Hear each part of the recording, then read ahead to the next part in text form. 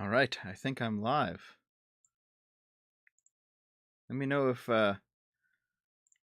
if you can see me or hear me, chat. How's it going, everyone? How's it going?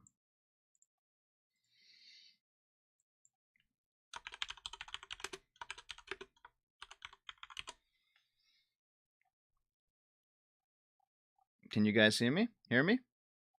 What's up? Chat, let me know. Here, give me a moment.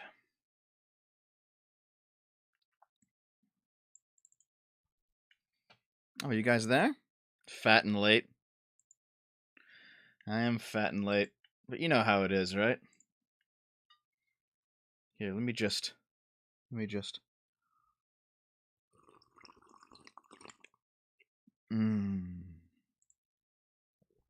You know, if I could, I would always have that first sip, because the first sip of a coffee is the best sip. You know what I mean? Does that make any takes or any sense, rather?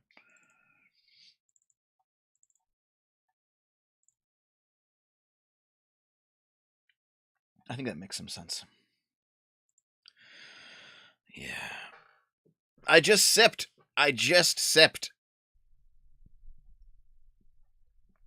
So I'm back. This is not back to SFO. This is not back to streaming SFO in any official sense. It's just that well, what's a good way to put it? The weekly sip comes back when I get some new artwork made. It's as simple as that. I want it to look good. I want it to feel good, you know?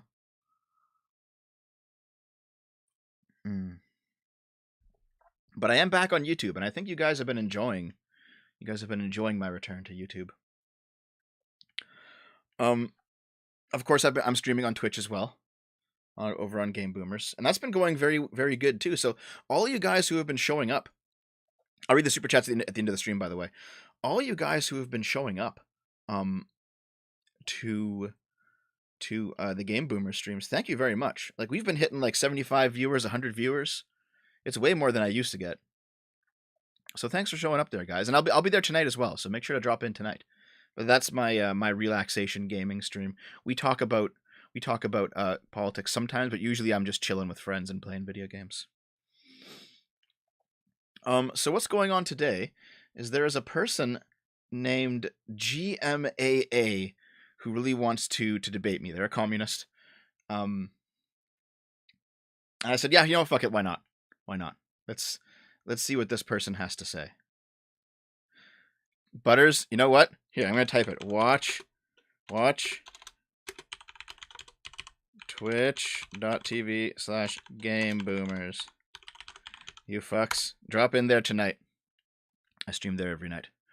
So anyway, this person wants to call me on Discord and talk about a few things. So let's see if it ends up being... That's their face, by the way. Let's see their avatar anyway. Let's see if it ends up being okay. Debunk you.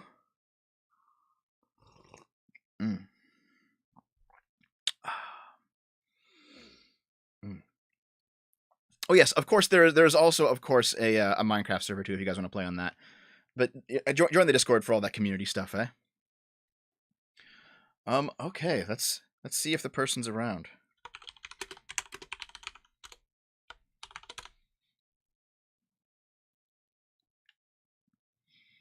Hey, Das Bo shit.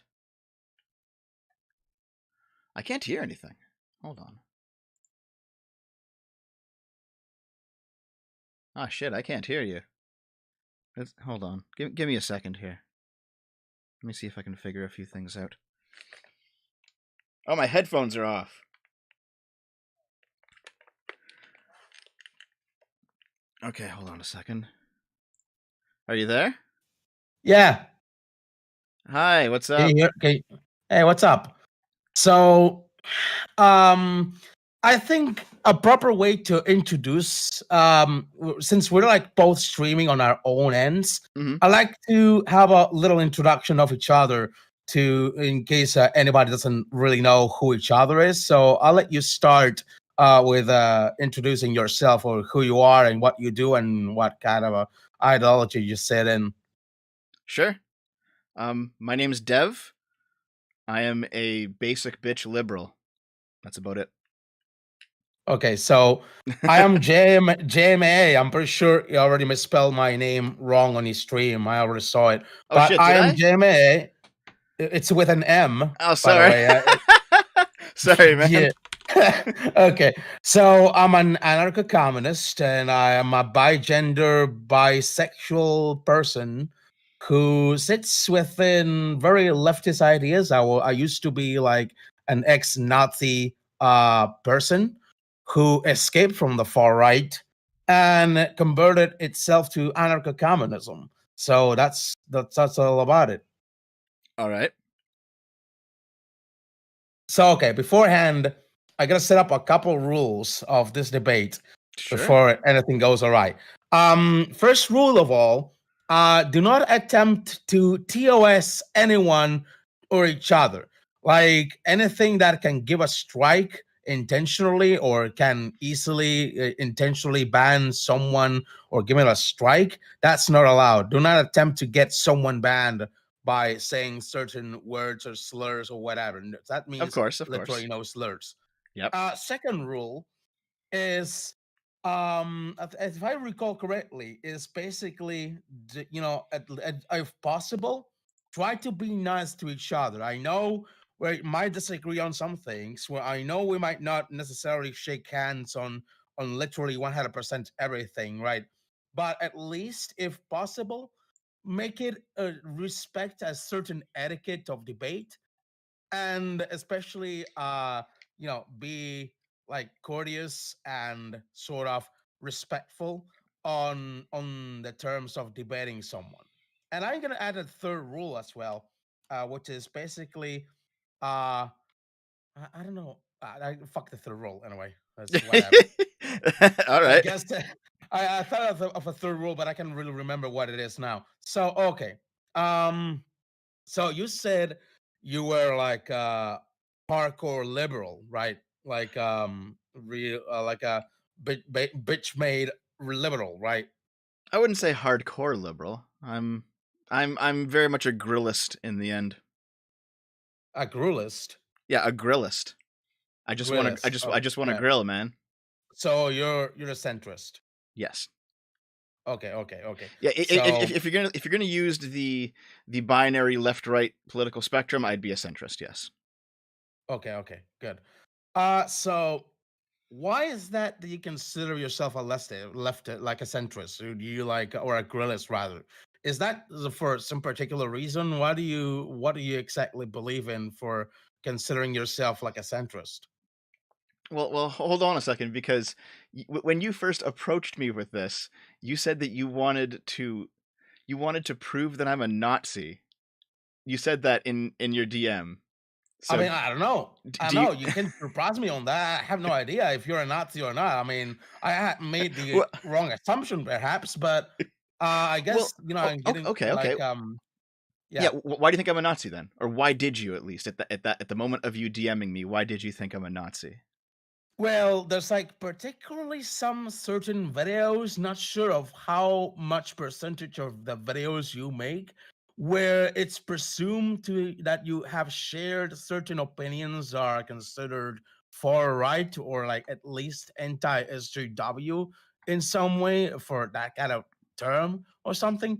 So, maybe I'm making the wrong assumption here, and I really apologize for that. But there's like this kind of feeling that in some videos of yours there's like certain points of view that might be considered far right. That's why I made the first assumption that you were a Nazi. Okay, well, what videos and what points of view?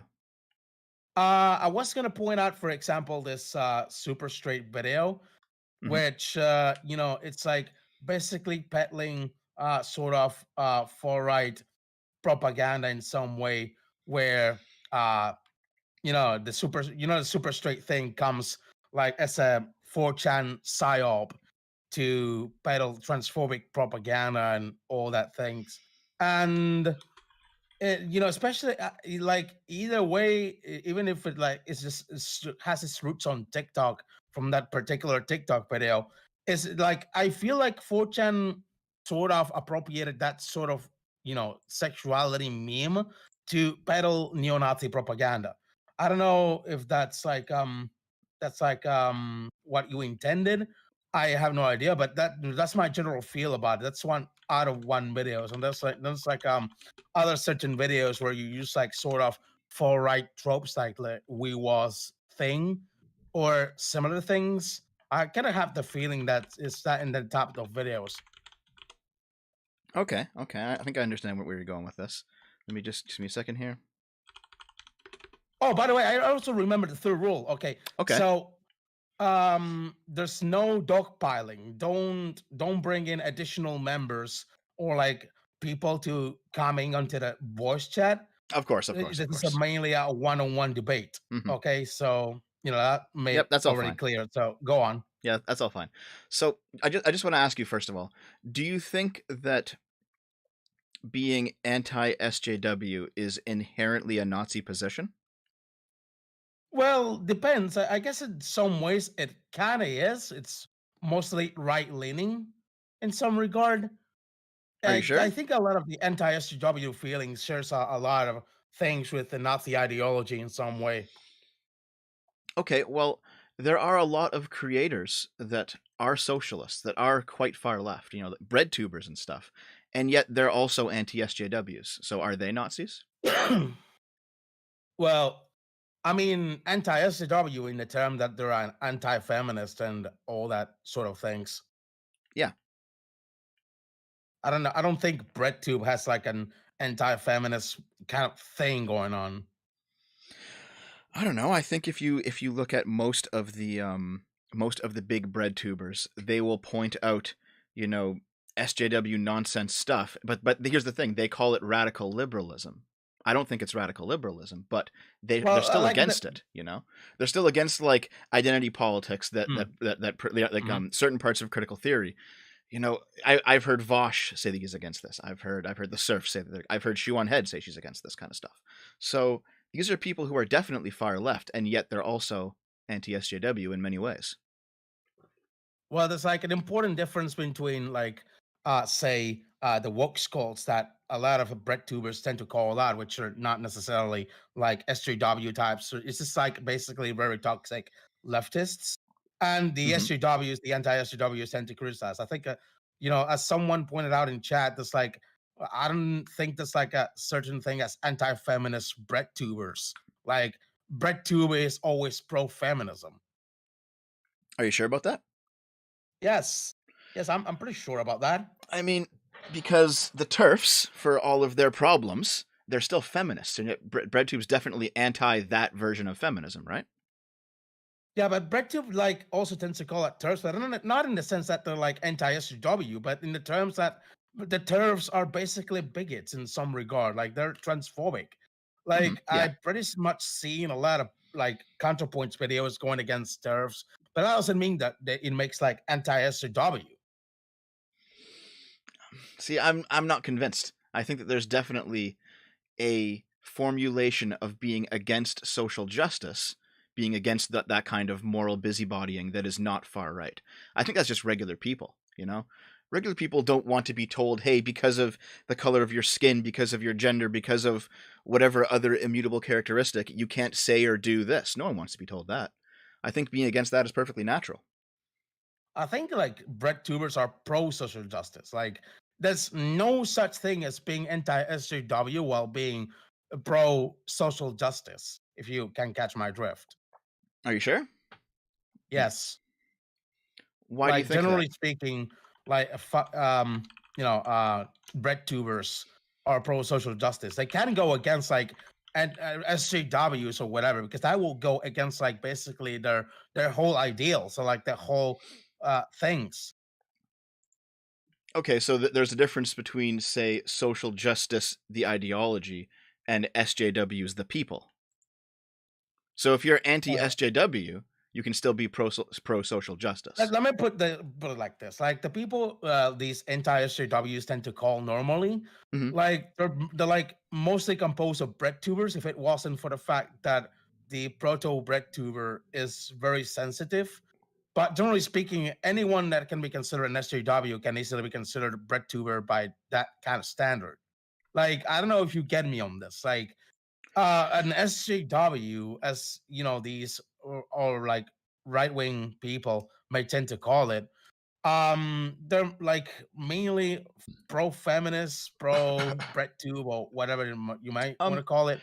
See, I don't think that's correct because there's definitely a conception of like, say, the enthusiastic Biden voter who does not like Trump, who liked Biden not because he was closer, he was what's the phrase? Harm control, or sorry, harm reduction rather. But they actually like Biden for Biden's policies, and these are people who they're not anti-capitalists, but at the same time they still so they're not bread tubers, they're not socialists, but at the same time they'll still talk about race and gender in an SJW way. They're like Mm-hmm. the the HR department type people, like people like that where they're not socialists but they're still definitely social justice warriors.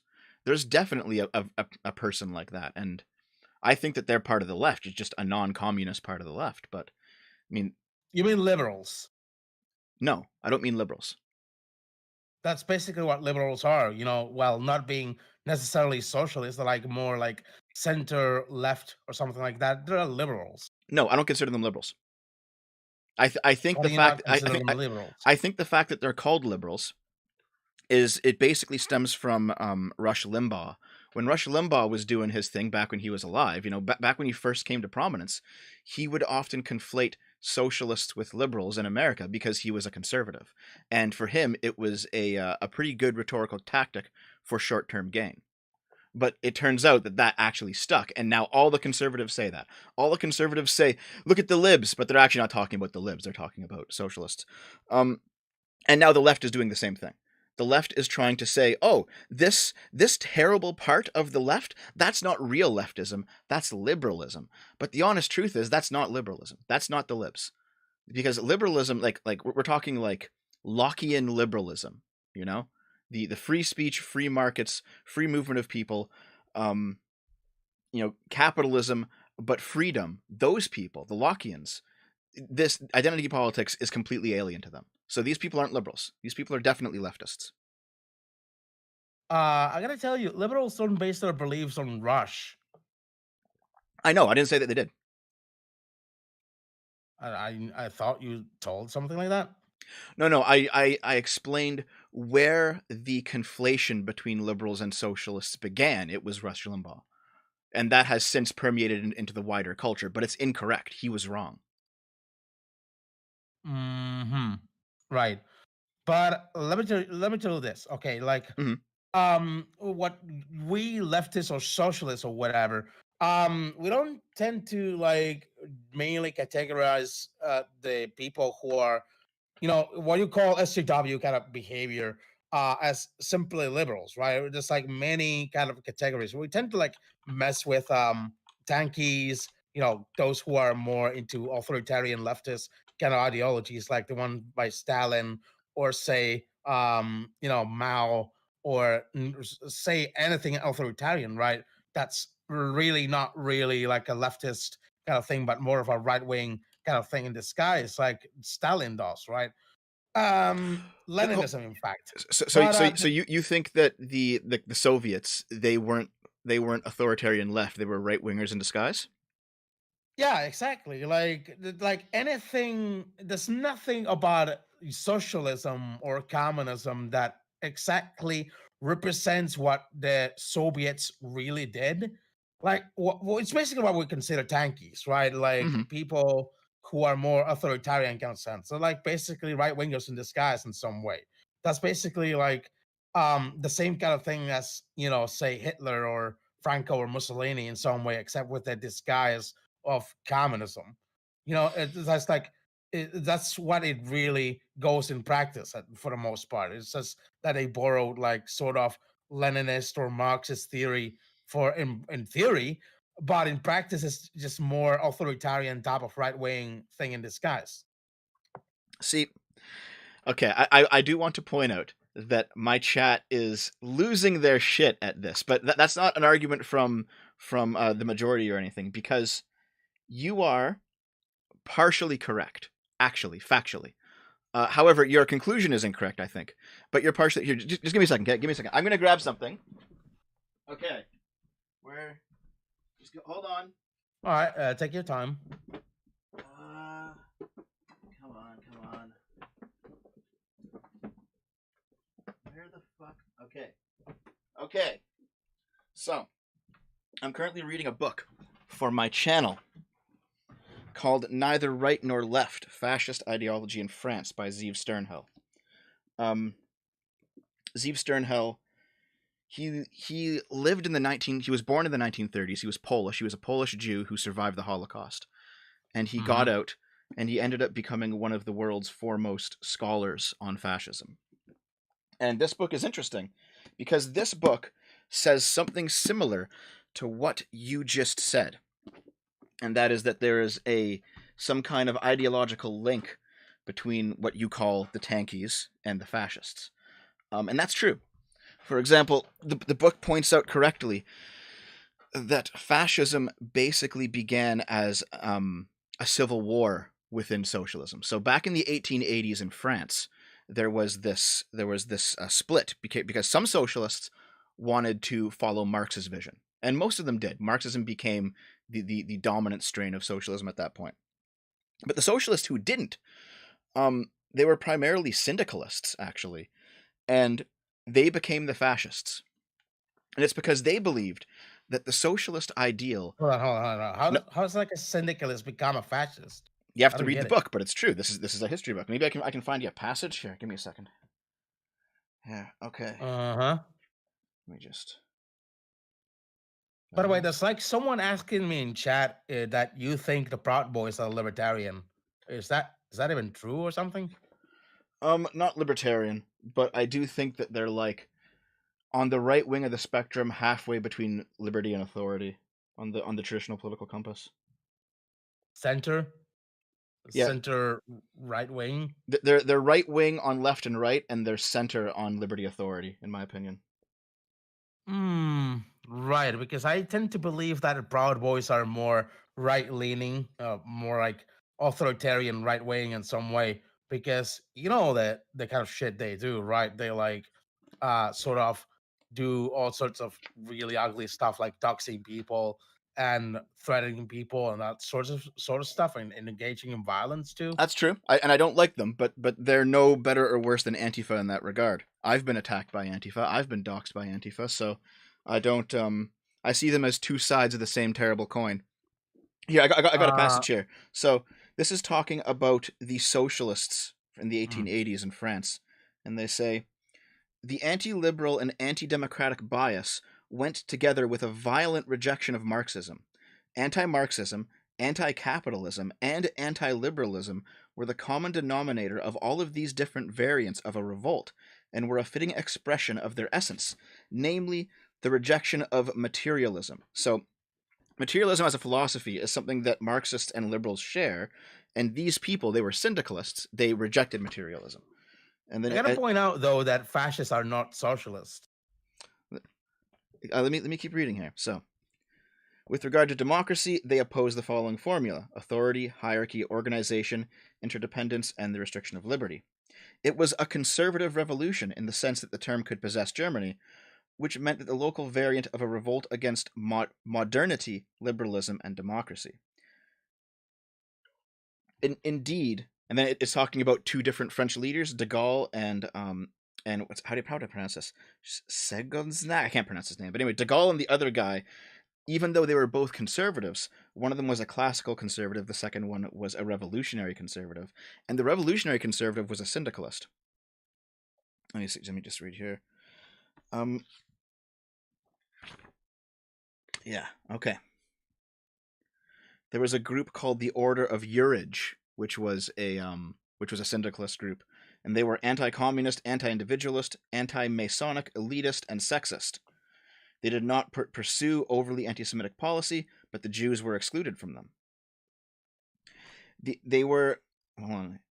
A document entitled The Policies of the Order condemns these Frenchmen for whom the interests of an international, whether capitalist, Jewish, Freemason, or communist, have priority over the national interests. So these people, they were syndicalists, but they were also nationalists. And they were considered in their time firmly on the left wing. And they became the fascists after about 50 years. That's the source of fascism.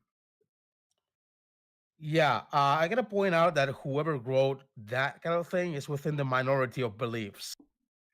He's not, though, because this book, Zeev Sternhell, is the primary source for Roger Griffin's The Nature of Fascism, which is the modern variant of what is considered to be the book of fascism. And then if you were to actually Uh, read the writings of the fascists, like if you were to read Hitler, if you were to read Mussolini, they say similar things.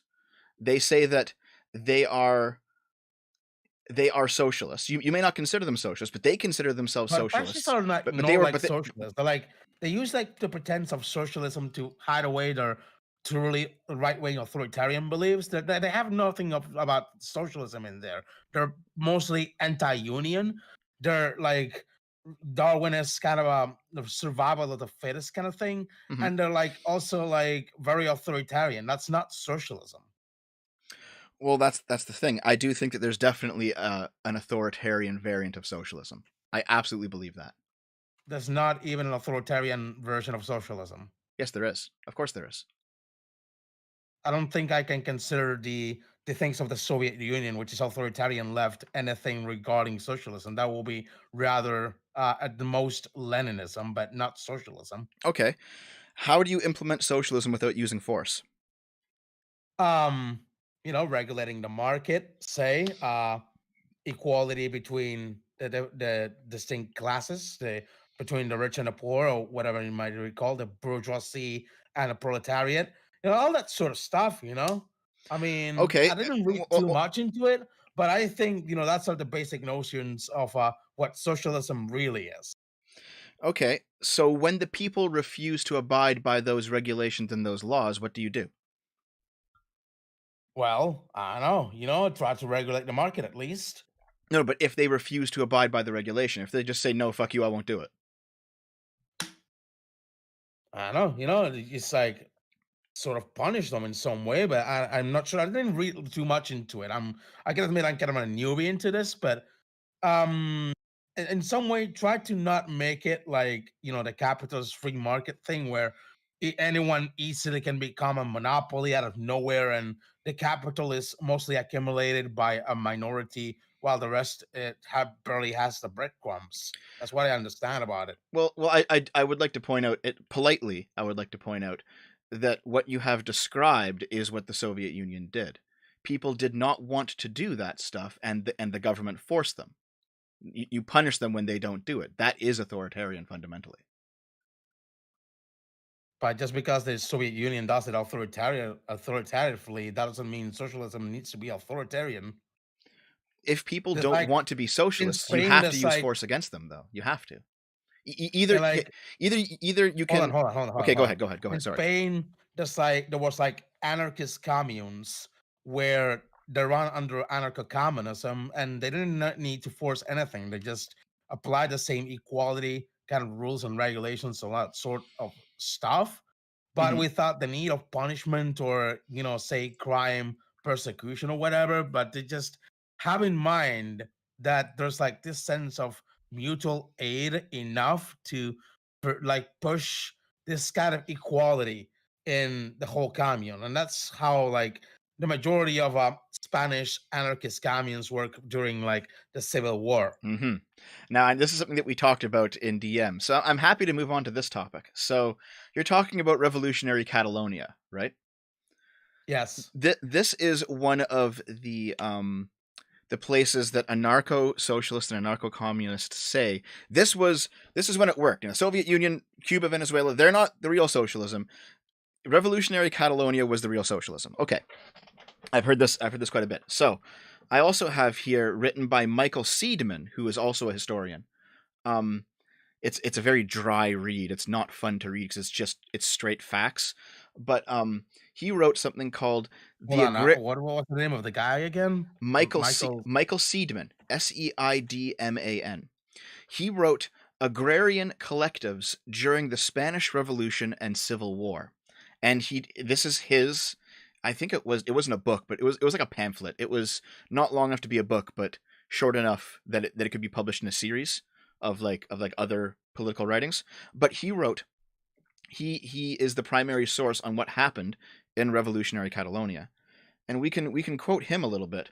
So for example, he has a section in his work called Collective Selfishness, where he says, the collectives contributed to organized selfishness on a local level.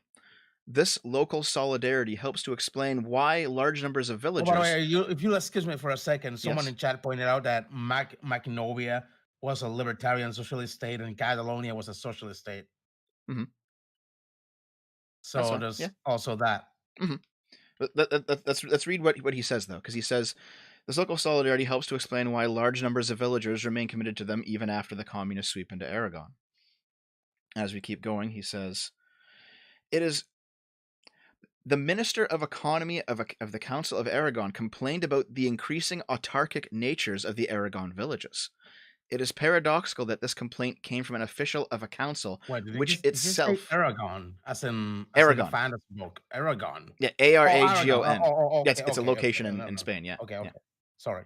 No, he says, it is paradoxical that this complaint came from an official of a council which itself was accused of attempting to establish an autarky. Collectives refused to share the vehicles at their disposal, thus aggravating a grave transportation shortage.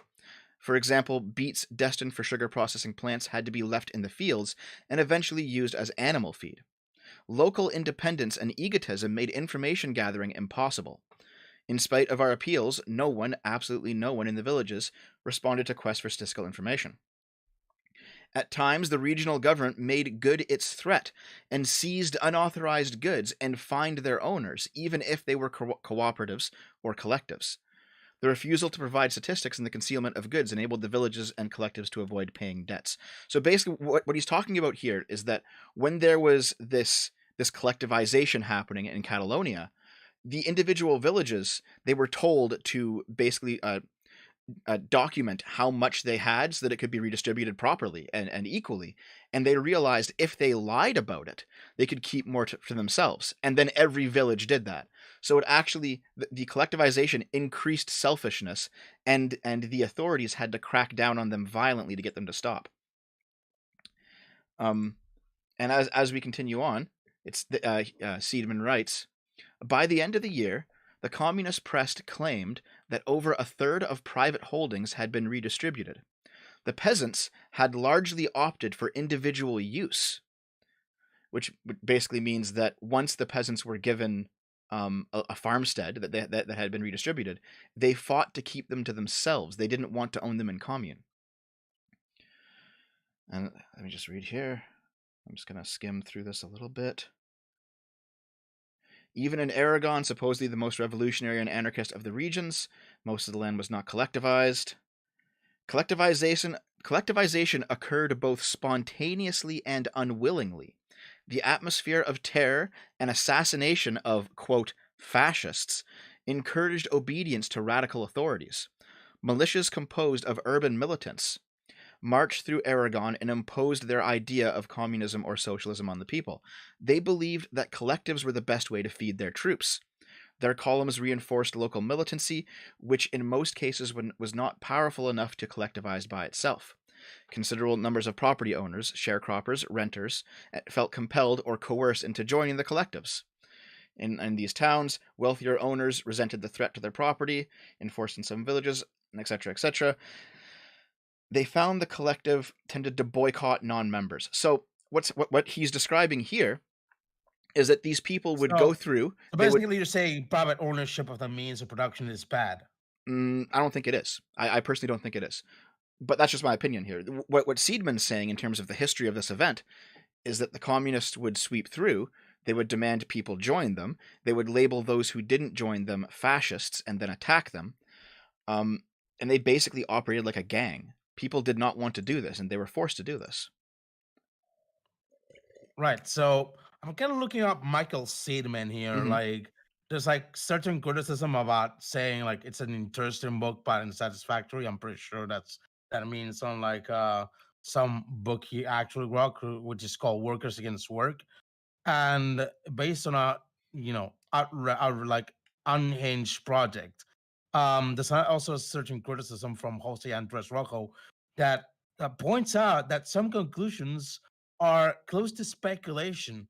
I'm not sure if that the from judging from that what I see on whatever sources I got, that it's that information is kind of factual. Well, that's the thing, right? Because anyone can publish a book, anyone can cite a study, anyone can say that they're correct. So that this is one thing working in academia that I've realized is that you can get a study that says anything. You can manipulate numbers, you can leave out certain things, you can there is a major problem in the academic sphere right now where you can basically prove almost anything to be true depending on what you cite. You can God, there's so many examples of Mhm. just things that two studies that were both published and went through peer review and came out just fine, and people cite them regularly, and yet they're completely contradictory. So that is the problem with leaning on academic sources too much, is that there will So always be what somebody was the who. book you were reading, by the way? Sorry, what? What was the book you were reading, by the way? It is called Agrarian Collectives During the Spanish Revolution and Civil War.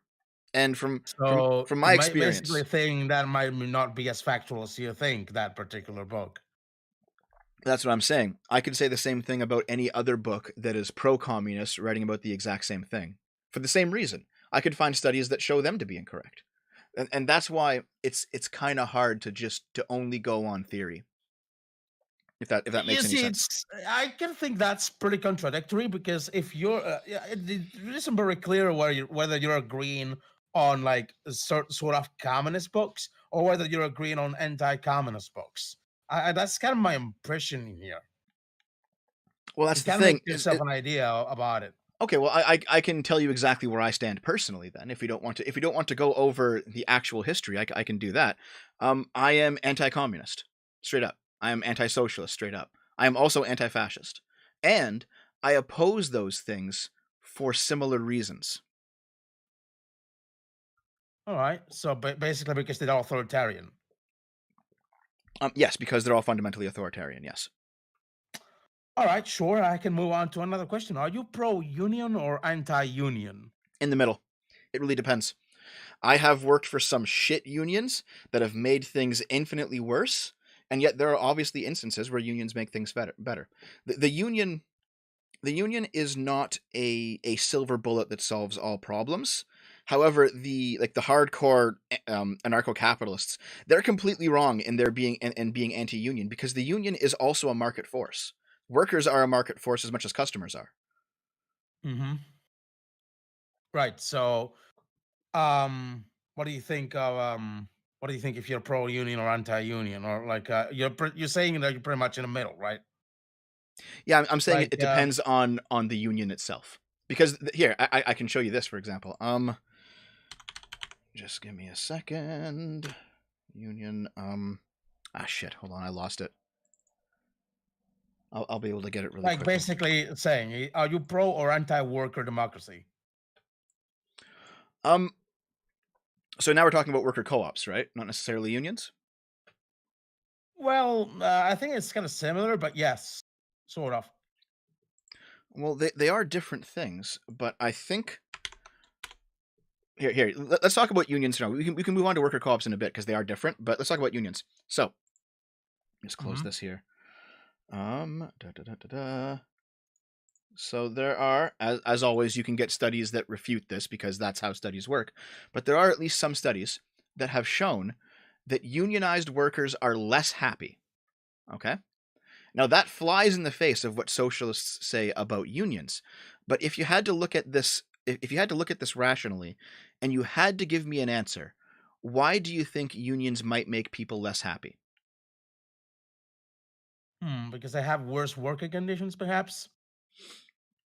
That's part of it, but not completely. Here's what it is. Okay, so basically the studies say that in a non-union job, Let's say that you're a worker in a non-union workplace and you have a problem. like Amazon. Let's say you have a problem with the workplace, and you go to your boss and you complain, and your boss says, "Hey, if you don't like it, get the fuck out. Otherwise, do what you're told." Now, most people, most people, again, this is dependent on if they can do it, but most people will say, "Well, fuck you, I'll leave." They'll go get another job, right? But in a unionized workplace, what ends up happening is the worker goes to the boss and says, "Hey, something's wrong. I can't do this job." And the boss says, "Listen, due to the union contract, you can't talk to me about this. You have to talk to your union rep, and then your union rep has to talk to me." And then so he goes to the union rep, and the union rep says, "All right, I understand. I will take it up with the boss." And then the subject is dropped. And so what ends up happening is workers will stay in work environments that make them sadder, that make them less satisfied for longer than non-unionized workers, because the unionized I workers kind of believe. feel you're kind of generalizing there. b- I'm sorry, but I know, I I know. feel you're kind of like Yeah, you're kind of generalizing there. I am, because I am getting this from the National Bureau of Economic Research by Roger B. Freeman when he wrote "Job Satisfaction as an Economic Variable." And it is a study, which means that there are probably studies that go against it. But Can you link it? yep, sure, no problem. Here it is. I'll post it in the Hold chat. on. So, Okay, give me a second. and Okay. if you want like you know, a write up of it that's easier to read, you can read this article here from the Harvard Business Review that says research shows unionized workers are less happy.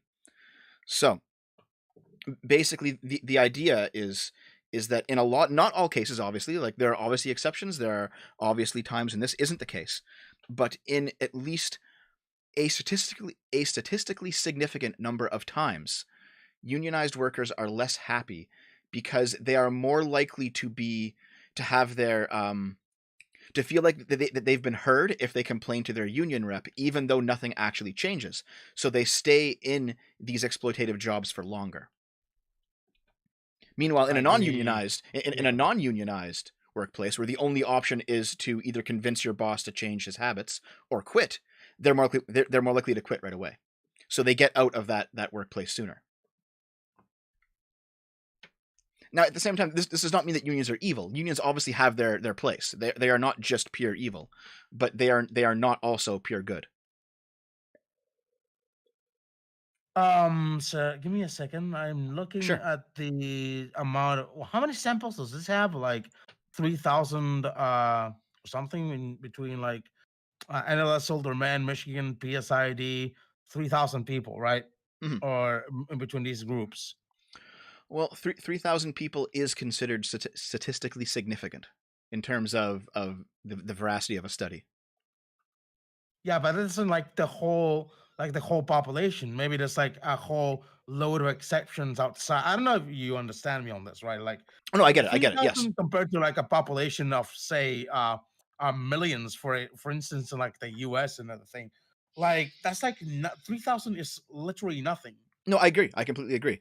But it's kind of like how And there could be like a variety of numerous cases in there that could basically have some sort of satisfaction from unions or whatever. mhm. And also for the fact that, like it's not really, I mean, I tend to agree that it's not a 100% case that all unions are evil, like you said, but I might assume you just want better unions, right? That depends too, because I can give you something else. So this is obviously anecdotal, but I think it is at least somewhat common because I've worked in a lot of unionized workplaces and I've heard this over and over and over. When a person is, say, highly skilled or highly talented, and they want to move up the rungs in a workplace, it is often the union that prevents them from doing so, because usually part of every single union contract is that promotion is not based on how competent you are, it's based on seniority. So the idiot who's hung on for 20 years, who clearly doesn't deserve that promotion, will get it before you. And what this ends up doing is that most of the talent of the new workers that are talented or have skills, they will often end up leaving the workplace for a non-unionized location that will allow them to climb the ladder more quickly. So it But seems like. that's not how unions work. That's not how capitalism works. It's like this sort of favoritism on whether you do like certain favors to your manager or whatever, that's not the blame on unions. Oh That's no, not no, the no, entirely the blame on capitalism. no. That is absolutely a union thing. Because say here, let me put it this way. Let's say you're in a workplace, and there's 10 of you, right? And it's a unionized workplace. So who gets the promotion? It's not the most skilled person, it's the one who's been there the longest, because the union contract says seniority is what matters with promotions. This has been in every single unionized workplace I have ever been. It is a standard for union contracts. Seniority equals promotions. Now, in a non-unionized Oh, workplace, that's another thing I gotta point out. mhm, The National Bureau of Economic Research mhm, has received $10 million from conservative donors. of course, yes. Then you're basically agreeing with conservative points of view. I do not view conservatives as purely evil either. Why not? For the same reason that I don't view leftists as purely evil. You mean you said fascist, right? I said leftists. Leftist, right? Yeah. But generally, capitalism goes hand in hand with fascism. No, it does not. Yes, it does. It does not. Basically, and as we might believe it, fascism is basically capitalism in decay. That's what fascism is. I have heard that. Because I've heard that you many gotta times. I don't believe it to be true. I don't think you that's true at gotta all. understand that Hitler was pretty much pro private property, private company, private private privatization, right? And like Nazi Germany tend to like incentivize more private corporations, and when basically that kind of things where capitalism in some way goes hand in hand with fascism, it doesn't mean that fascism is socialism or like this is basically that fascism is just capitalism but in another shape. So I'd like to ask, why do you think that's true? Because I think I mean, the conservatives tend to go along with fascism as well. You see, I don't think that's true at all either. But I mean specifically in terms of fascism and capitalism being the same, or fascism is capitalism in decay. I've heard that many times. When I was a socialist, I heard that many times, and I said it without thinking. But I never asked myself why I thought it was true. So Because in practice, Nazi Germany and other dictatorships, in fact, did favor more private corporations that were basically anti-union, anti-socialist, and all that sort of stuff. okay, do you think that the Nazis were free market capitalists like the ANCAPs then? Well, in some way, yes, they favor private corporations in some way, yes. Okay. So I just so that we're clear, are you going down the road that a lot of leftists like to go down when they say the word privatization was invented to describe Nazi Germany's economy? Yeah. I know a lot of leftists say that. Okay. Well, the thing is, it's true. On the surface, it is true. The English word privatization did appear for the first time in the 1930s, and it did appear for describing a portion of Nazi Germany's economy. That's true, all right? Hmm. But the problem with that point of view is that privatization is actually a German loan word, and it was first used in the 19th century. So the concept of privatization is pre-fascism, in fact. But that's just a semantic argument. Okay, it doesn't really matter that much. But Fascist class collaborated between government and business as well. oh, of course they do. Yeah, no, that's true. Like fascism is the power of the state and the power of private business merged together. That's true. But in my opinion, that's also socialism. How is socialism fascism? Okay, so the Like socialist that doesn't make position. any sense. Like fascism Well, here doesn't I have can describe like it to you. anything about socialism in Well, there. I can describe it to you.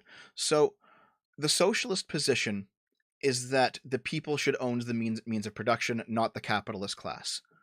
If you had to do this on a large enough scale, what body represents the people in large scale matters? The state.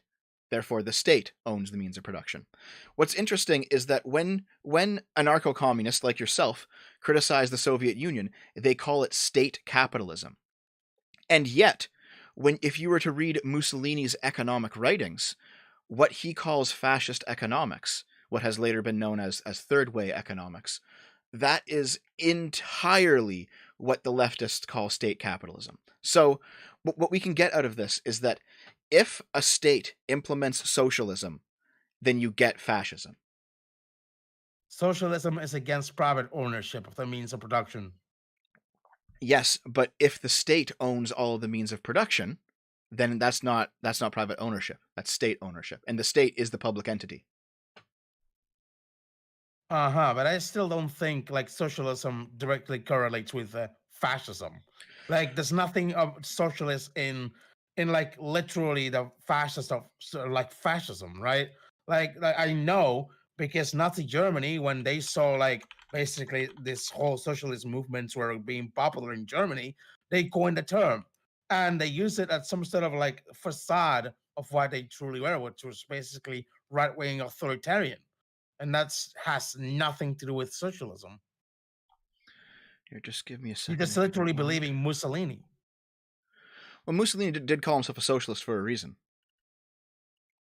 So Here, you're like directly believing Mussolini. um, I believe Mussolini the same amount that I believe Marx. What does that even mean? I think they're both charlatans. Here, let me find what I was But going you're to get like though. you were directly like quoting Mussolini there when you were talking about socialism is fascism and vice versa. Mm-hmm. There's no reason No, you need to hold believe on. in state ownership of the means of production. Market socialism just sure doesn't. It isn't democratic socialism doesn't. No, of Like course. Like, market there. socialism Hold on. isn't. Hold on. There are obviously many forms of socialism, but what I'm saying specifically is that if the state implements socialism using state power, you get fascism. I'm saying that specifically. Now, you can have, an economy full of worker co-ops. That's a different conversation because that is collective ownership only of the workers who are at a specific company. That's a different conversation. But if you're saying everything has to be collectivized, then the state must do it. And if the state does it, it will become fascism. So we're So talking. you're like you were saying previously that Nazis moved from nationalized industry to privatized industry, right?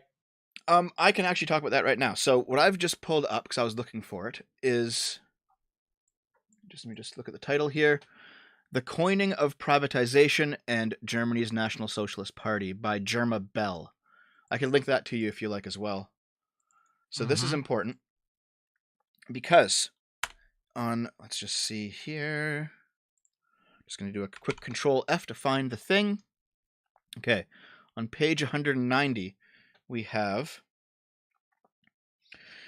in 1943, Sidney Merlin published Trends in German Economic Control since 1933 in the Quarterly Journal of Economics. Merlin agrees that Germany's National Socialist Party was looking not only for business support, but also for increased Nazi control over the economy. The party facilitates the accumulation of private fortunes and industrial empires by its foremost members and collaborators through privatization and other members, thereby intensifying centralization of economic affairs and the government in an increasingly narrow group that may, for all practical purposes, be termed the National Socialist Elite. So, that clearly is not socialism, right? Obviously.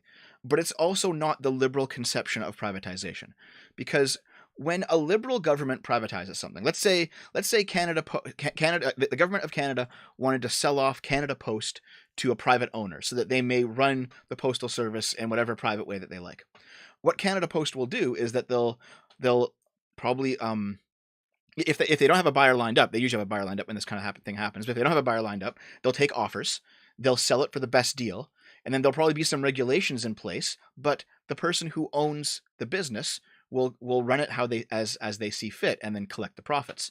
But what the Nazis did instead was they would actually nationalize businesses that directly went against the party's interests, and then give them to party loyalists to run. So it was a different thing. The businesses became organs of the Nazi Party itself. They weren't privately operated. Like, for example, in a liberal society, if you want to run a news outlet and criticize the government, you can do so. You cannot do that in a fascist society. In fact, if you try to do that, your company will be nationalized and then given to a party loyalist who will run it the way that the party wants it to be run. So this is not free market capitalism.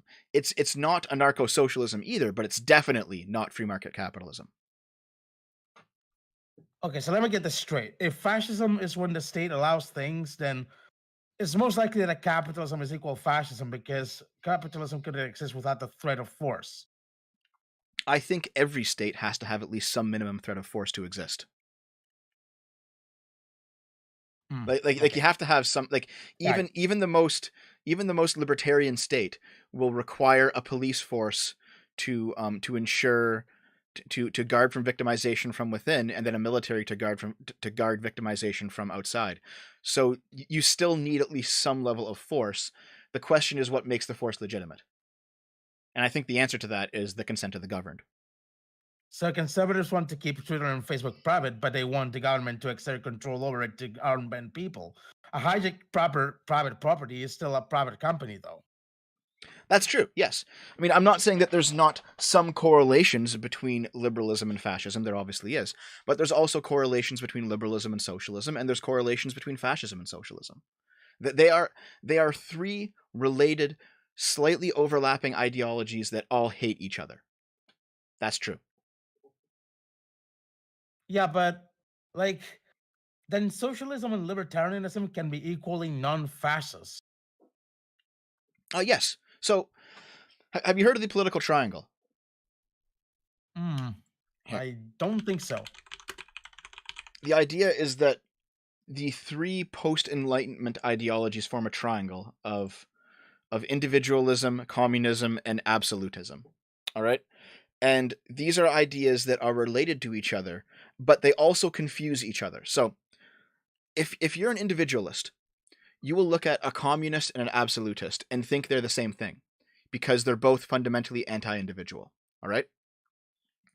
Now, if you're an absolutist, you'll look at a communist and an individualist and you will confuse them for each other because they are both fundamentally against what the absolutist would call the natural order of things.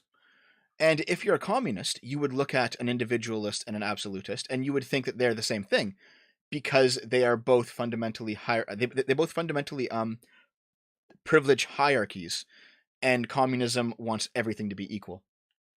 So we are currently in a situation where this is the reason why a communist would say capitalism is fascism in decay, or liberalism is the handmaiden of fascism, or any of these other slogans, is because the communist is so different from the two ideas that they're comparing.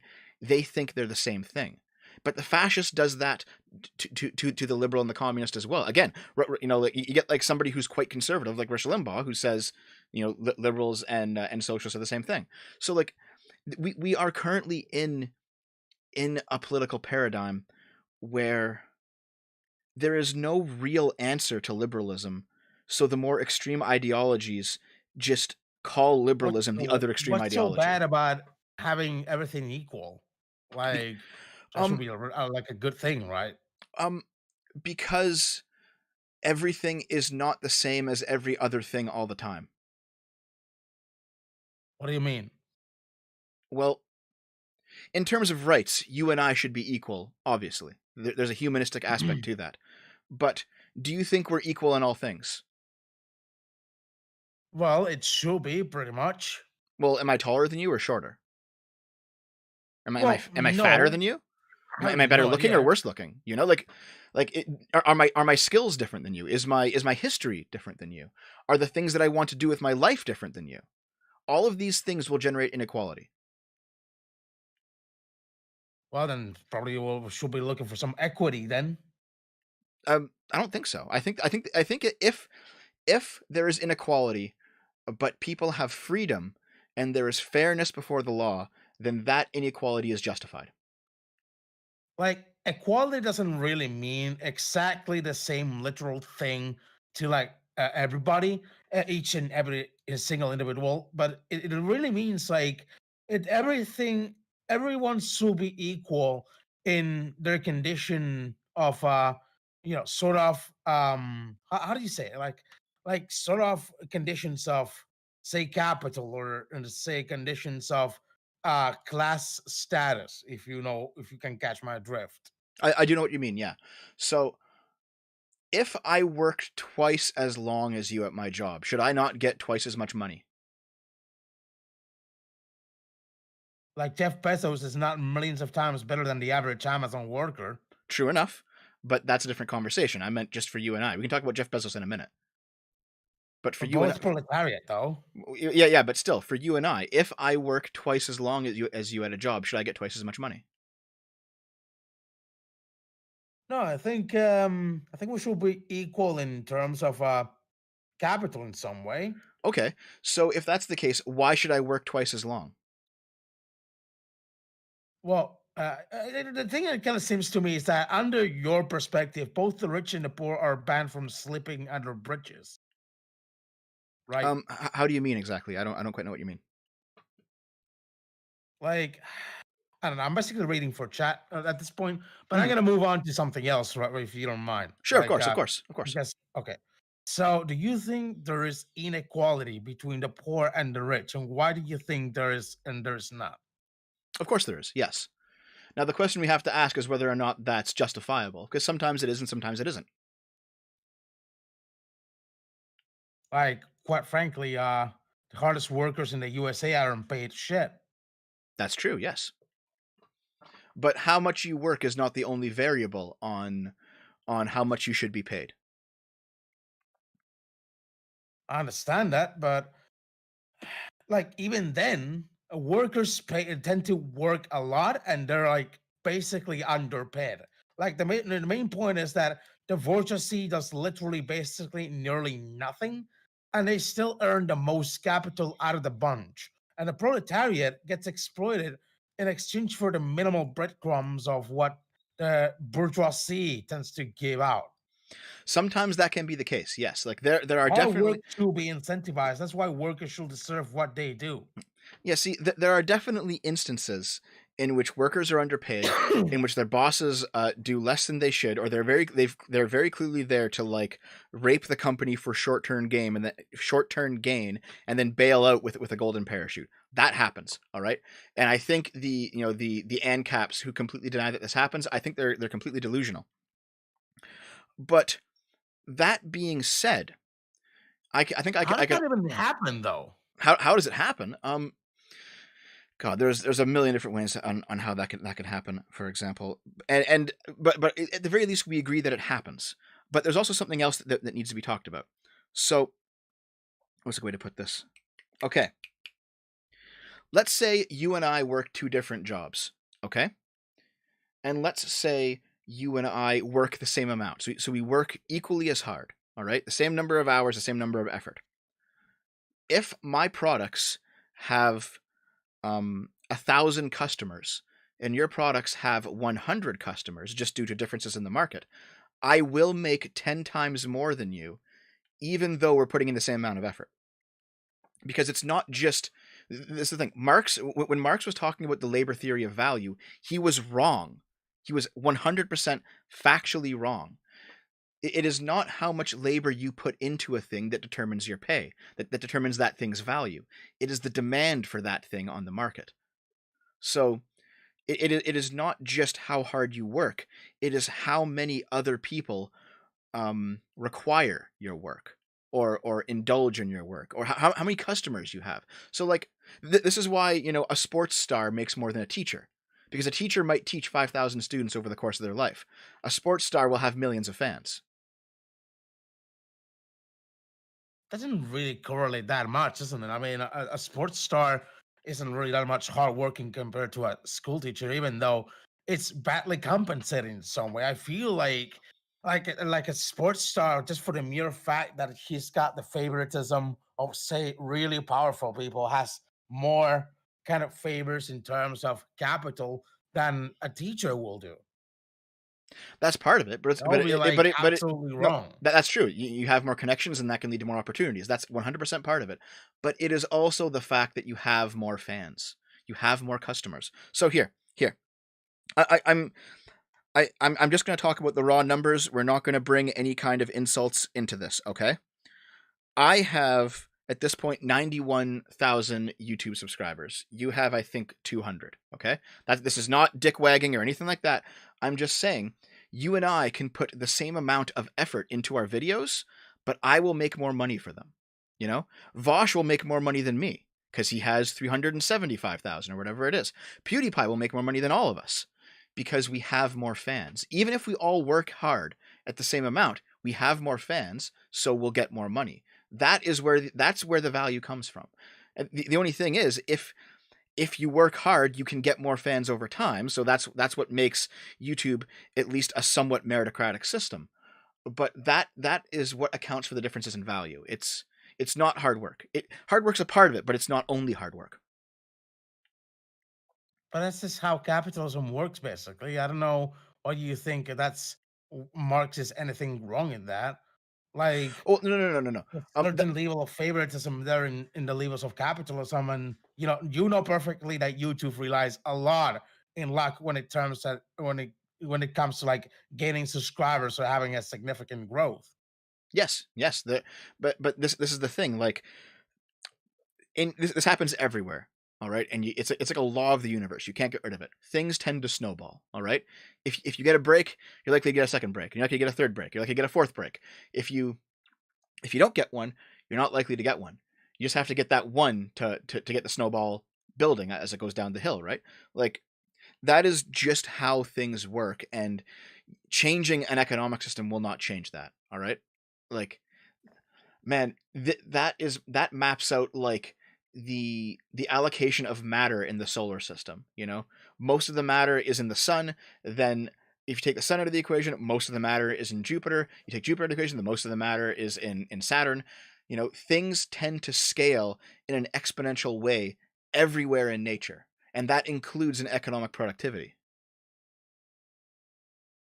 When I said that Marx was wrong, I meant that when he talked about the labor theory of value, when he said it is your labor that determines how much a product should be worth, that was incorrect. And yes, capitalism functions a different way, but capitalism is right to function a different way.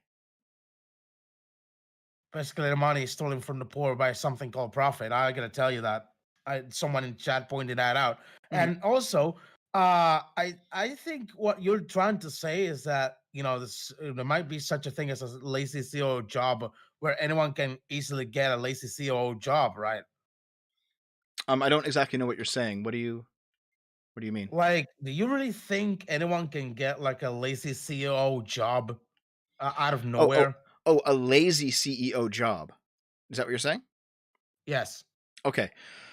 Uh, the thing is, most successful CEOs are not actually all that lazy. but There are even definitely some then, that they're are. making the There's some same that are. amount of Yeah. effort than anyone below them, and anyone below them earns less capital than them. What's wrong with that? Well, here. I assume you don't like Sargon, right? Hmm. Mm-hmm. Do you know how Sargon has structured his company? I didn't even know Sargon had a fucking company. Yeah. So that's why he doesn't do YouTube videos on the Sargon channel anymore. He started a company called the Lotus Eaters, and they're a news outlet. And so he does Uh huh. like he publishes articles, and he does like daily streams on his Lotus Eaters channel and stuff like that. Um, but he has 6 employees, and they all make less than him. Actually, no, right now they don't make less than him. He makes less than all of them because he's reinvesting all of his money back into the company.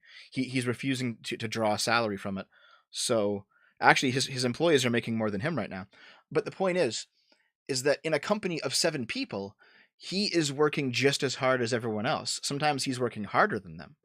There are instances where in like super huge companies, you have CEOs who will laze around all day and just withdraw profits, and that can be a problem. But the ideal libertarian outfit is like a small business owner who works just as hard as his employees, if not harder. And that's what Sargon is, you know. That's what Linus from Linus Tech Tips is. That's what I am. I have 2 people that work with me, and I appreciate their labor, but I work harder than both of them. And like Uh huh. that method of doing business seems to be the optimal one. The small businessman. Well, I kind of see it this way though. Like, there's people who either work hard for sub living wages or they either die. There's people who die. I can see it that way, what it seems as it currently is, because that's what reality demonstrates, at least for me, right? Like, that's there's like people like Jeff Bezos who earn, or like Bobby Kotick even, who earn like billions and billions of dollars, Fucking Bobby even Kotick. bonuses from like, or like firing or laying off like a 12,000 employees out of activation, right? So And they still get like billions of dollars every year. Well, in comparison to like the workers of Activision, for instance, who can either earn sub wages or they can either get laid off and die. so how much money do you think Jeff Bezos actually earns from Amazon? He's probably in the billions already. Just give me a second here. Jeff Yeah, yeah, it was like Bezos. several $billion already, like Jeff 200 Bezos billion at most. yearly salary. Jeff Bezos received a base salary of $81,840 in 2019. His salary has stayed the Why are same you since looking at that 1998. data even? Here, it's from marketrealist.com. This is actually well known. Most of Jeff Bezos' wealth does not Market come. realist. What the hell is that even? Like, I I, never fucking heard of it. Hold I, on. I can get you a more legit site if you like. Hold Business on. Insider Let me says just it. look at Oh, let me just CNN look said at it. net Here, worth. here. CNN said it. Jeff Bezos' net worth is 179 thousands of millions of Yes, dollars. yes, it is. Yes, it is. Because that's the difference between money and property, right? So here. Let me put it this way. Let's say I make $50,000 a year in ad revenue from my SFO channel, okay? And then let's say for some reason somebody values my channel at $100 billion. Even though I only have $50,000 and only But make in that article from $50,000, Market Realist, yeah. it says how much does Jeff Bezos make a second, not a year. Oh, sorry, it doesn't say a second, does it? Yeah, it says a second. Oh, yeah, that's right. But here, check the second article. It All makes right. like 100. Hold on. Here, I Let me just posted look what. it up. No, hold on. I just posted one from CNN. Okay, it says this is CNN, so it's a mainstream source. Jeff Bezos made $81,840 last year. Last year. So what's going on here is that Jeff Bezos owns part of the company which is Amazon. He owns stock in it because he owns part of the company, and it is that stock that has risen in value. He doesn't actually have that money. This is the difference between wealth and income. Hold on. Let me just fact check this thing. Hold on. It's like, I know it's coming from CNN, right? But Mhm. like, I assume it's a monthly salary, not a yearly salary for Jeff Bezos. Listen here. The start of the article says Jeff Bezos, the richest person in the world, has made the same $81,840 salary for 2 decades. He has never taken a stock award. Bezos doesn't need it. He already owns 16% of Amazon, a stake worth more than $100 billion. So, if how about this?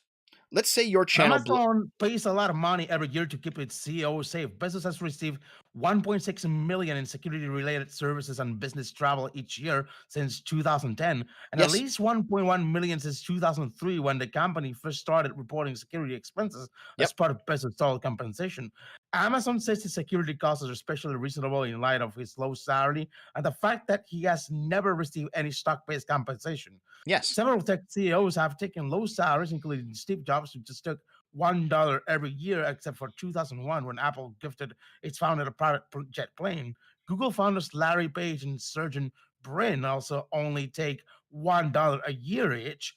Former Oracle CEO Larry Ellison used to take $1 in salary, but has routinely among America's highest paid CEOs because he took a hometown of stock awards. So basically, Yeah. well, you got to think in mind that don't just receive a base salary, right? They get Yes. tons of bonuses from literally anything. So they're probably earning like, even if not billions, millions of dollars with literally anything. It's not just the base salary at all. It's also like Yeah, other things as well. that's completely true. You're 100% correct. Now, consider this, okay? Let's say your YouTube channel blows up, all right? And Let's also, Bezos' wealth has increased even more since COVID, Yes. while Yes, of course it employees were has. all getting laid off. Of course, of course. No, no, I understand all that, but I wanna show you how this is legitimate, okay? Let's say that your YouTube channel blows up. Let's say in 1 month time you have 25 million subscribers, you've hired some people to help you edit, and you're raking in a shit ton of money, okay? And then Mhm. and then you decide to found a company based on your channel, and that company becomes profitable. Now you own this company that has been created off of your labor, and that company has extra value because it creates a product that people want. So it's not just the fact that you have an income, it's the fact that you also have a company. And that's completely legitimate. Like, why shouldn't it be? If you create a channel and you blow up, and now you have this channel that's worth $10 million, if you were to say sell it to somebody, is that not $10 million that you've rightfully earned? I don't know. I don't know, I guess. Yeah. So Like, it's the same with me, right? Like, I have employees. Okay. Um, but the thing is, when this channel became profitable, it was just me. I was doing all the writing, I was doing all the editing, I was doing all the recording. It was just me, okay? And I was doing it when there was no profit. I was investing my own money into it, my own time into it, my own energy. And now that it's profitable and I can afford to hire my friends and give them a little bit of extra money for helping me out, you know, their effort is not the same as mine. They weren't here when there was no profit. They only came on after the profit showed up. So we're not on the same level. We're not equal. We shouldn't be equal because I was here when there was nothing. I think but that's what a about worker co-ops? well, that's the thing about worker co-ops. So okay, what's a way to Like put the this? literal point of worker co-ops is that basically everyone is equal in the organization. True, true. So let's have that conversation, the worker co-op conversation. Let's say Mhm. you want to start a furniture business, like an IKEA. Okay, you want to start an IKEA ripoff. So you have to get the patterns, you have to get the materials and the supplies. Oh, also Amazon can afford to undercut sales. That's true too. That's true. Amazon. I listen. I'm not an Amazon simp. I have my own problems with Amazon, but they're not the same problems that socialists have with Amazon, I think. Um, but here. Let's say that you want to start a furniture business. Okay, so you have to buy a building. You have to get the materials, get the patterns. You have to get the stock. You have to set the shop up and advertise and have cashiers and the whole thing. Let's say it costs you $1 million to get your business started. Okay, so you have your $1 million, you spend your $1 million in the business, and now you have to at least make 1 million in profit, or else you have wasted your money. And so once your business is good to go, you hire 4 people, and those 4 people will they'll work they'll work the cash registers, they'll work the store, they'll receive stock, whatever it is they're doing. I'm gonna They'll, ask as well, what are your problems with Amazon precisely? I kind of forgot to say. well, here let me do this first. We can come back to it, but let me get through this example first, okay? Um, All right. so So let's say that you've spent 1 million, you've hired 4 people, you're now $1 million in the hole, and you have to at least make 1 million back from your investment, or else it will have been a failed business and you will lose your investment. So that is the capitalist model, right? Because you've hired 4 people, you've fronted all the capital yourself. Those 4 people, if your business goes bankrupt, those 4 people lose their jobs, and that's not nothing. Sometimes getting a job is really fucking hard. So, and I have sympathy for people who lose their jobs for no reason. But you've lost your job and you've lost your business. You've lost your $1 million. So it's a bigger problem in some sense. Now, in the worker co-op model, let's say you want to start your business, okay, and you have 5 people, and you're all going to be equal. That means that all 5 of you have to front $200,000 because the business still has expenses. And if you're going to be equal owners, then you also have to be equal investors to get the business started. So, in that kind of system, it is only the rich people who can actually start a business because your random cashier is not going to have $200,000 lying around to start a new business. Like it uh, in But the yeah, cap. but does that even mean you can't even pay like equally all your workers or whatever in the worker co-op? What do you mean? I think I still gotta see the possibility of paying every single worker equally, regardless of what they do on the worker co-op as individually the same salary and everything. Well, on And some level, while on some level and you while can't. On some level you can't do that. looking at that, I think on some level you can't do that because the person who founds the business, he has a million, like, let's say he took out a business debt, a business loan, right? He has $1 million to pay off. All right, he has to support himself and his family and pay off $1 million. The workers have to support themselves and their family, but they have no responsibility for that debt. you can It, easily adjust the salary of each individual worker for that. I mean, it doesn't literally mean that it has to need to be like thousands of dollars in salary, right? But at least have like a minimum for each and every individual worker. At least it's gonna be the same, despite of the amount that you can afford. I mean, of course, like, if the argument is that the low paid Then what's workers. the point of saying that only rich people can make worker unions or whatever? You mean worker co-ops? Yeah, worker co-ops. Um, because it's true. How is it true? Because poor people don't have the capital to start businesses.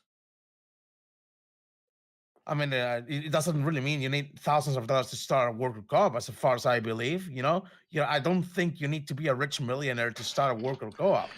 Look at the Serbs, for Well, instance. They started their own worker co-op with whatever Patreon money they got. That's like, I don't know, nothing compared to any other rich person. yes, but the Surfs are a YouTube channel. They're not a furniture store. But they started a own worker co-op. They A worker have, co-op and yeah, doesn't mean it has to be necessarily like a furniture store or whatever. It can be anything.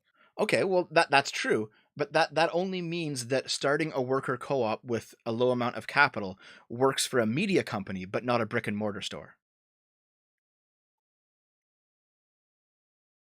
Okay, so Well, it's like I said though. So you want to start your furniture store, all right? The capitalist way is you have one guy who is on the hook for all of the responsibility. So if the business fails, he's the one that owes the $1 million. He's the one that has to pay off the debt. Or you have the worker co-op model where all five of the workers have to pay in to the starting capital. Because the problem of starting capital does not get solved by making things a worker co-op. Because the business still costs money to start up. And if everyone's going to co-own it, then they all have co-responsibility to provide that starting cost. right, but how do you sort of believe that in a way? Well, how much money did it take you to start your YouTube channel?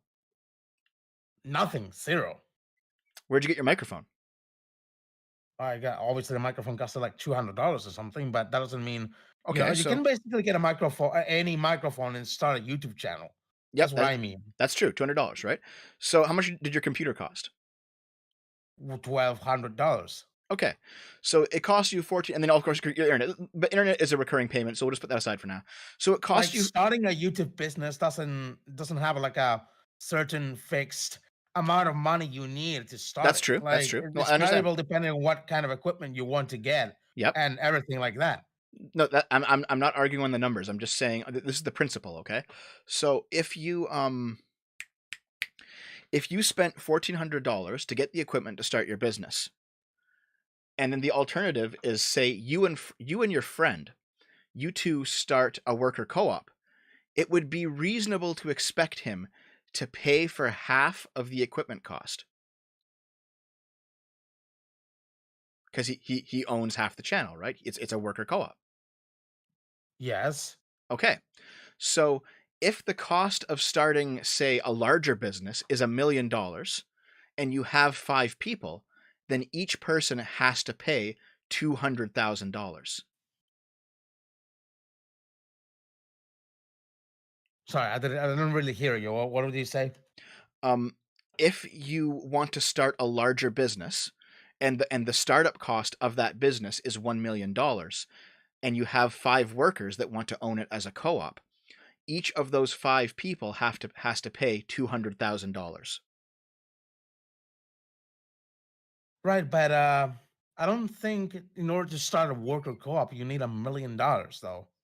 It depends on the business. It really depends on the business. Like, actually, I think to start a successful furniture store, you actually need more than $1 million. Like furniture stores are big investments. Grocery stores are big investments. Um, if you're starting up like maybe a music store, maybe you need a little bit less. Media companies don't cost that much. I know, for example, Sargon's media company might have cost him less than 100,000 to start up, like to buy the office, to build the set, to get the computers and the microphones, and like to have all the things that look nice in his podcast room. You know, he kind of went the Joe Rogan route, but like it cost him probably less than $100,000.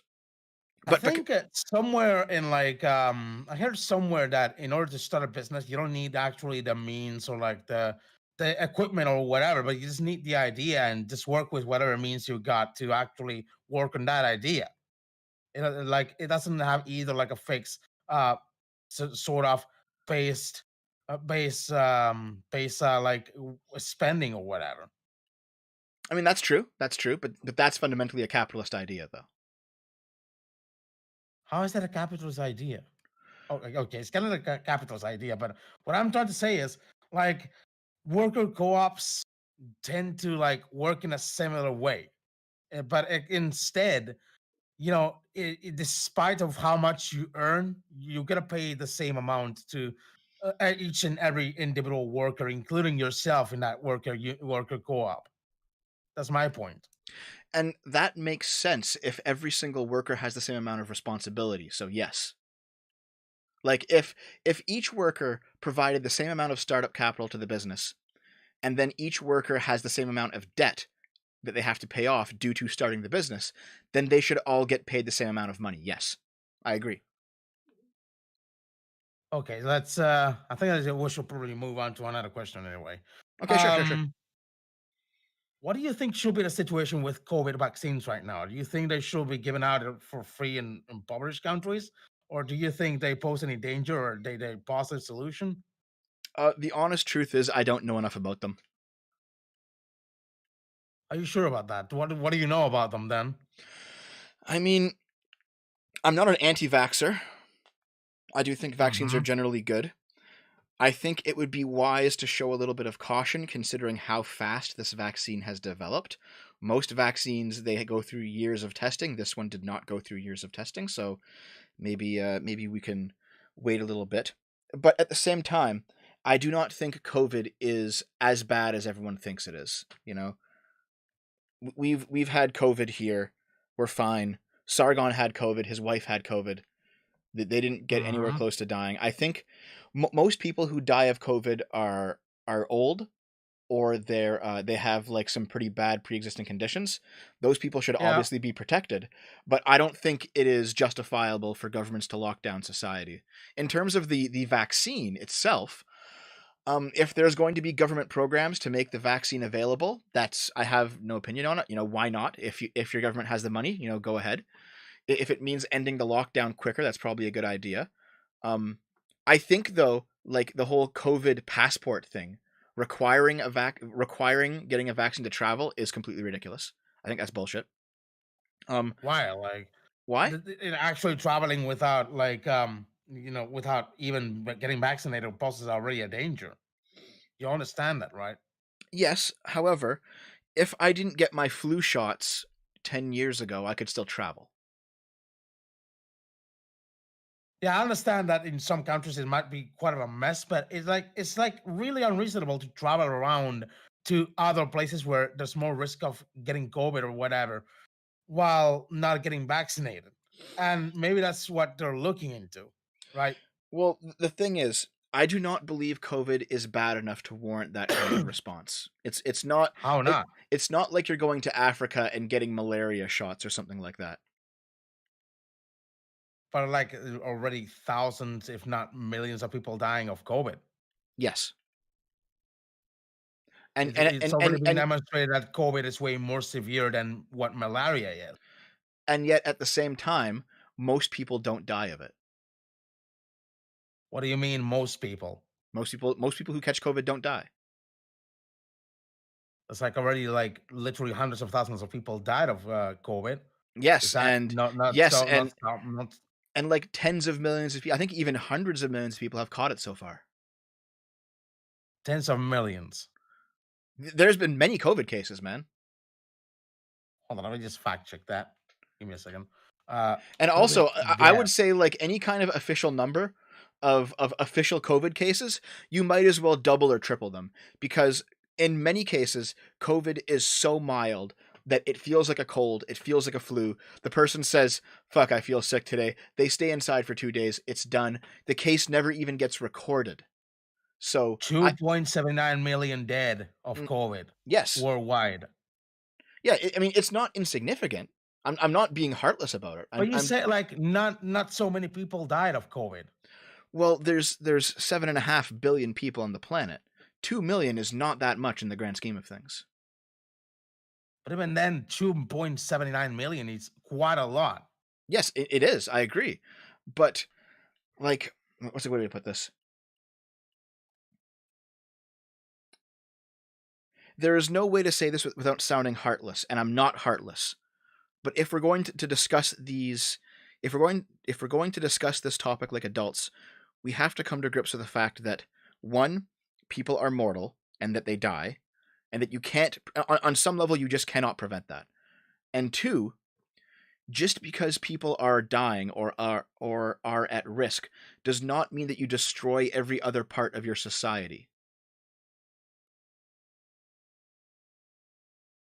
Even then, there's quite really a lot of people who die of COVID. Even if it's less than people who die of cars, like yeah, that kind of sounds a little bit heartless, though. I'm gonna be honest. But there's like even then, even if like people, there's more people who die of any other cause than COVID. This is still quite a lot No, of population who died of COVID. it absolutely Like is. Yes, the I'm two completely. million is not really an informal like number to actually consider it as a non-threat. Oh, here's the thing. I don't consider it a non-threat. All right. I'm not one of those people who says COVID isn't real.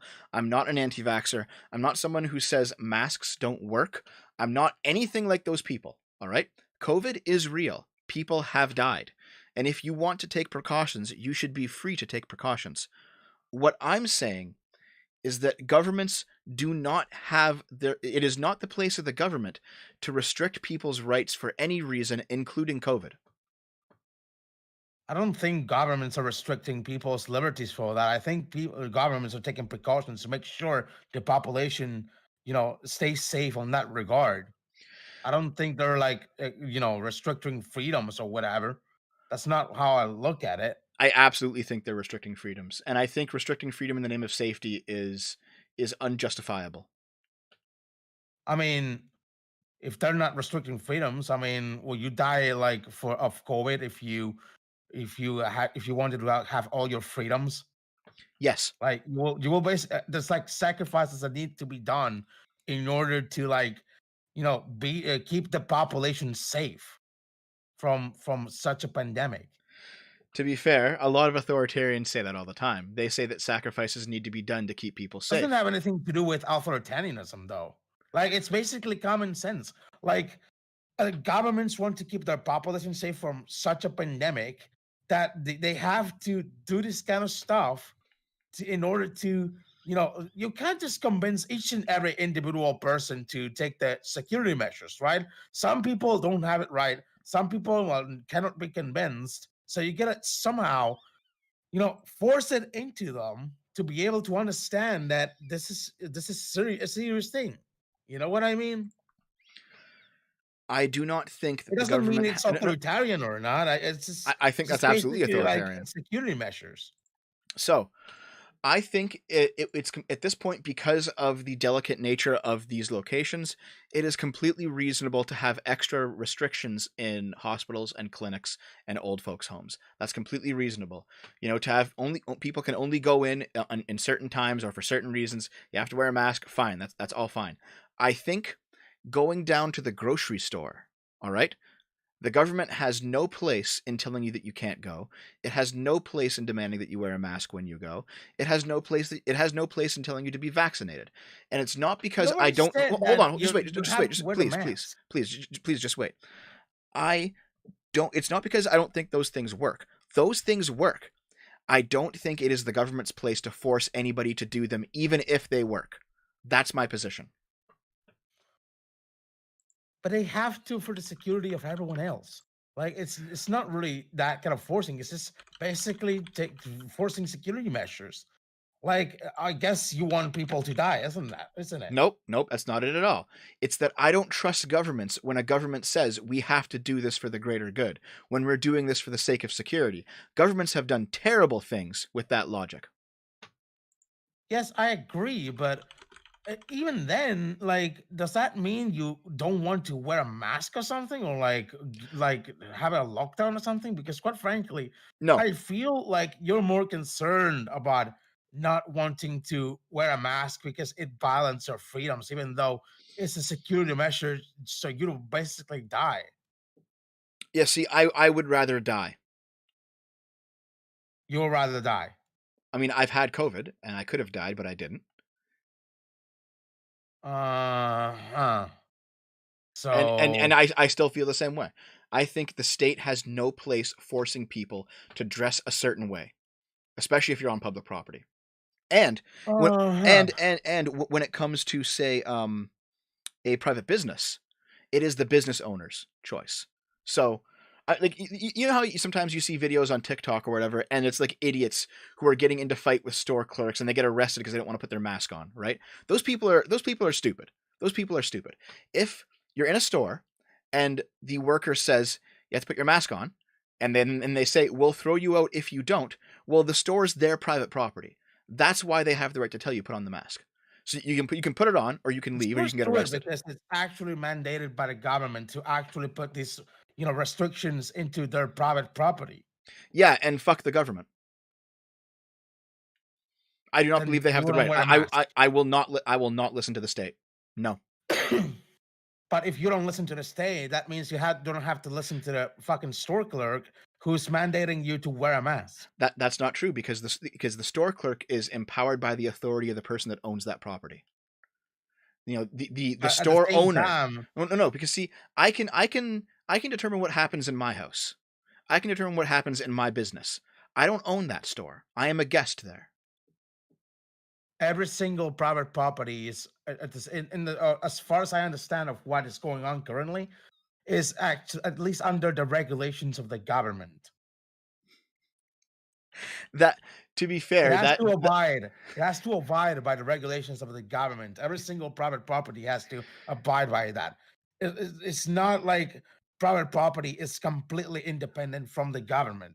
That's like I, for this reason, registries in like governments of different businesses that are registered in and like I don't know what's it called, but basically what I'm basically saying is that even as far as I understand of what's going on currently, especially in Western countries, private businesses are not independent from the government. So if the government tells that people gotta wear masks and the businesses gotta tell their customers to wear masks on their businesses, they're gonna abide by those rules. Otherwise, their business might go closed and just might be sanctions for that. I have to point out you're an anarcho-communist and you're arguing for a big government statist answer to this problem. Yeah, but that's how it works currently. Doesn't necessarily mean on what kind of ideology I am. It's just how it works currently under the Okay, current okay. system of No, democratic capitalism. that's completely fair actually. So, if we were living in your ideal system, what would happen during a pandemic? Well, everyone would just have the self mutual aid to collaborate in order to fight against the pandemic in some way, either by taking all kinds of different measures to actually fight the pandemic. Doesn't mean it has to be like government centric or state centric. It does mean that basically each and every individual collaborates with each other to actually fight the pandemic in some way. I'm not sure how, but I understand it as like that, as it's like the idea of mutual evolution of the human race. Okay, okay. So, in your ideal system, if I ran a shop and I didn't require customers to wear masks, what would happen to me? Nothing. Nothing. And so, if an entire town decides we don't want to wear masks, we don't want to social distance, fuck it, we'll do whatever we want. What happens? Well, you basically just get COVID and all that shit.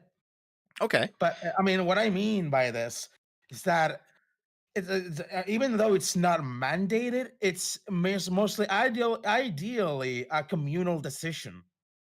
It must be individualistic, but at the same time, each and everybody has to rely on mutual aid to avoid this kind of situations. Yeah, see, I understand the point of mutual aid, but I definitely prefer mutual trade personally.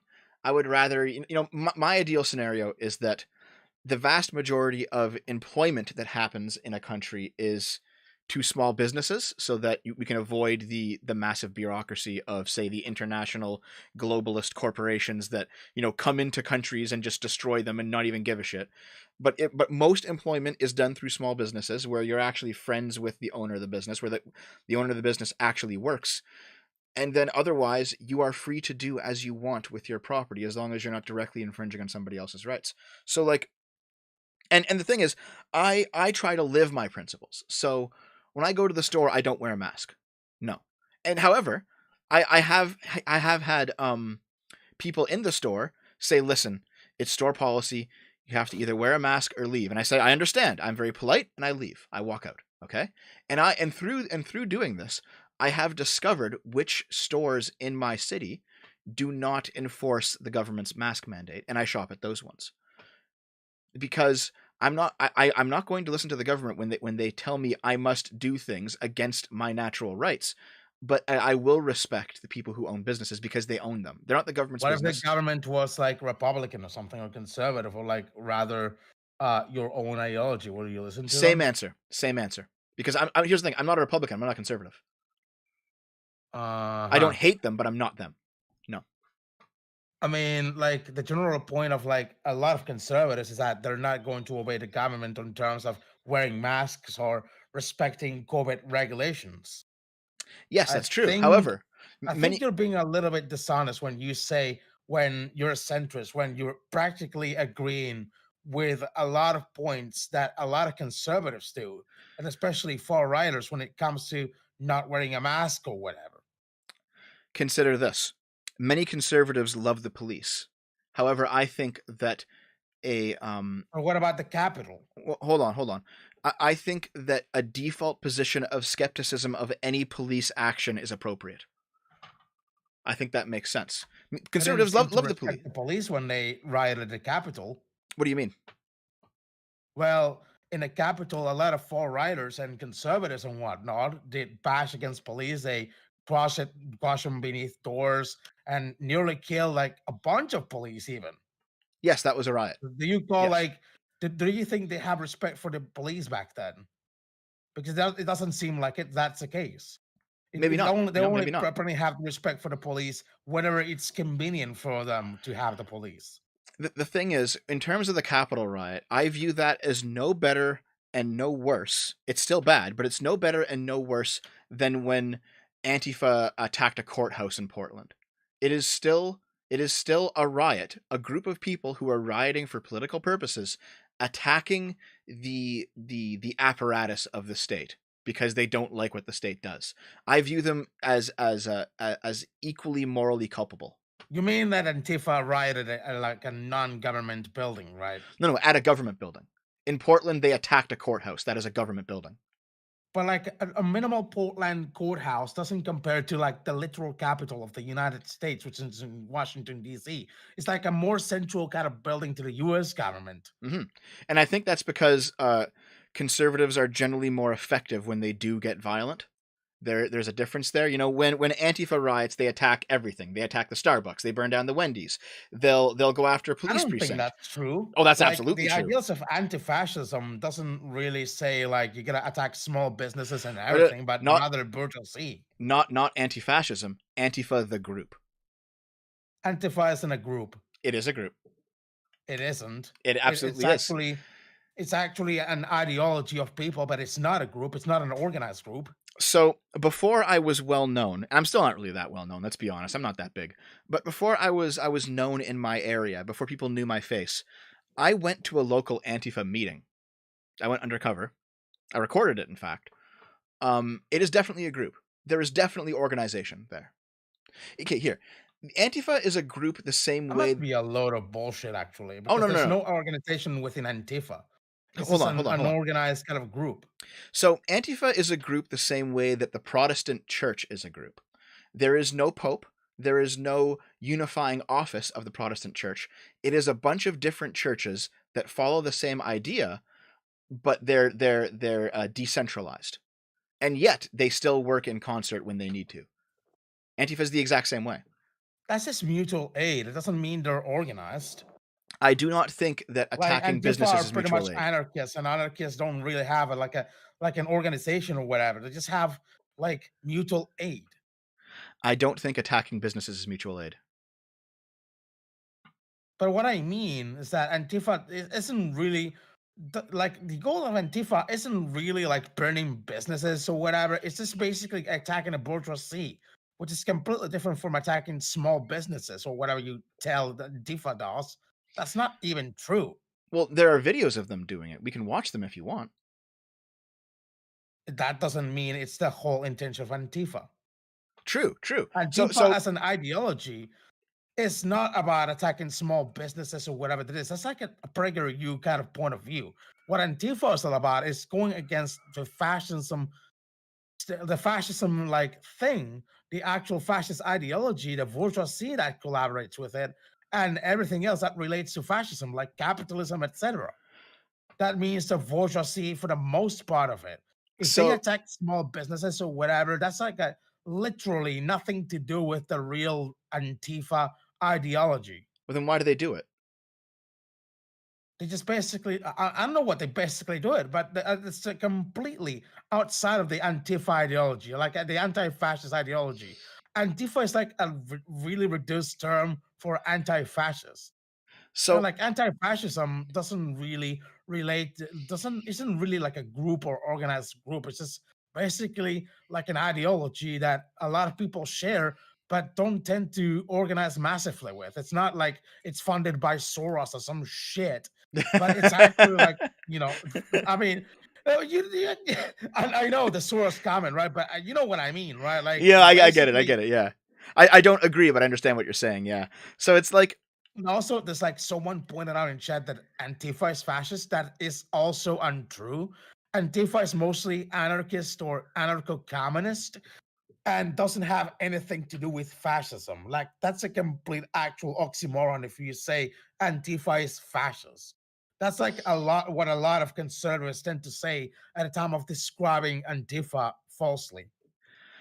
okay, so you're saying that, if I can parse this properly, you're saying that Antifa cannot be fascist because it's in the name.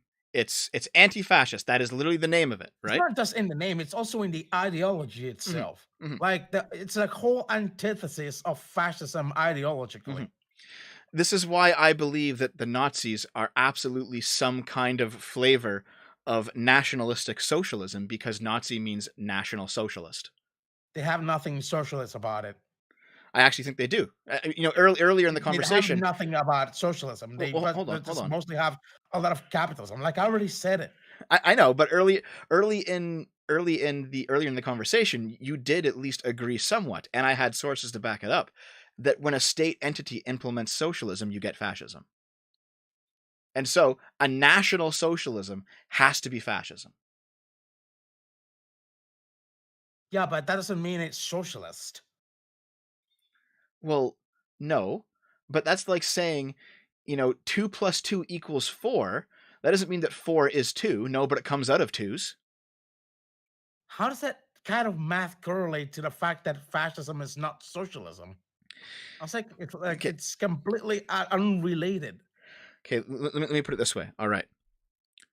If I were to start at my house and I were to walk down the street to my friend's house, now that I'm at my friend's house, I am not at my house anymore, but I am at my friend's house because I walked down the street. That is the relationship between socialism and I fascism. gotta be honest, that's like a really shitty relation. The socialism and I fascism mean, are neighbors, basically. Socialism and fascism, they're like not neighbors at all. They're absolutely Ideology, the neighbors. complete opposite. No, I don't think so at all. I don't think so. It's all state centralization. That is their key defining characteristic. Is that, in fascism, the state centralizes business for the purposes of the party. In socialism, the state centralizes business for the purposes of the people, which is usually the party. So it ends up being the same thing. Now, we can have conversations about other forms of socialism where it's not the state implementing it. But if the state implements socialism, you always get fascism, always. How is that even true anyway? Like, I don't see it. Like, what are your sources on that? Um, well, there's the book that I started with, Zeev Sternhell's Neither Right Nor Left. There's that book. Hold on a second. Doesn't mean it's factual though. Okay, Like you already said, like others. even those kind of books are not 100% factual. Okay, I have The Open Society and Its Enemies by Karl Popper. That's a good Oh read. God. There is The Vampire Economy, Doing Business Under Fascism by Gunter Reimann. You can read that. Okay, so that basically means that fascism is capitalism on decay, according to that title of the book. No, it doesn't. No.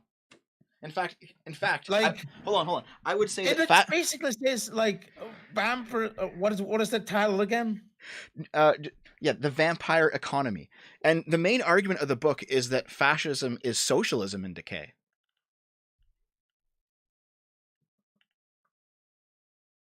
Fascism is socialism in decay. Yes. So if you have implemented, that doesn't make any fucking sense. Like socialism is the complete opposite of like fascism. Okay, like, hear me out. Please hear me out. So, what would a government have to do to implement socialism? What kind of power would they have to seize? What kind of centralization would they have to impose on a society? And they then have to break the state. Yeah, but here's the thing: once the people who are running that power, that centralization, become corrupt, it will turn to fascism instantly. That's the point.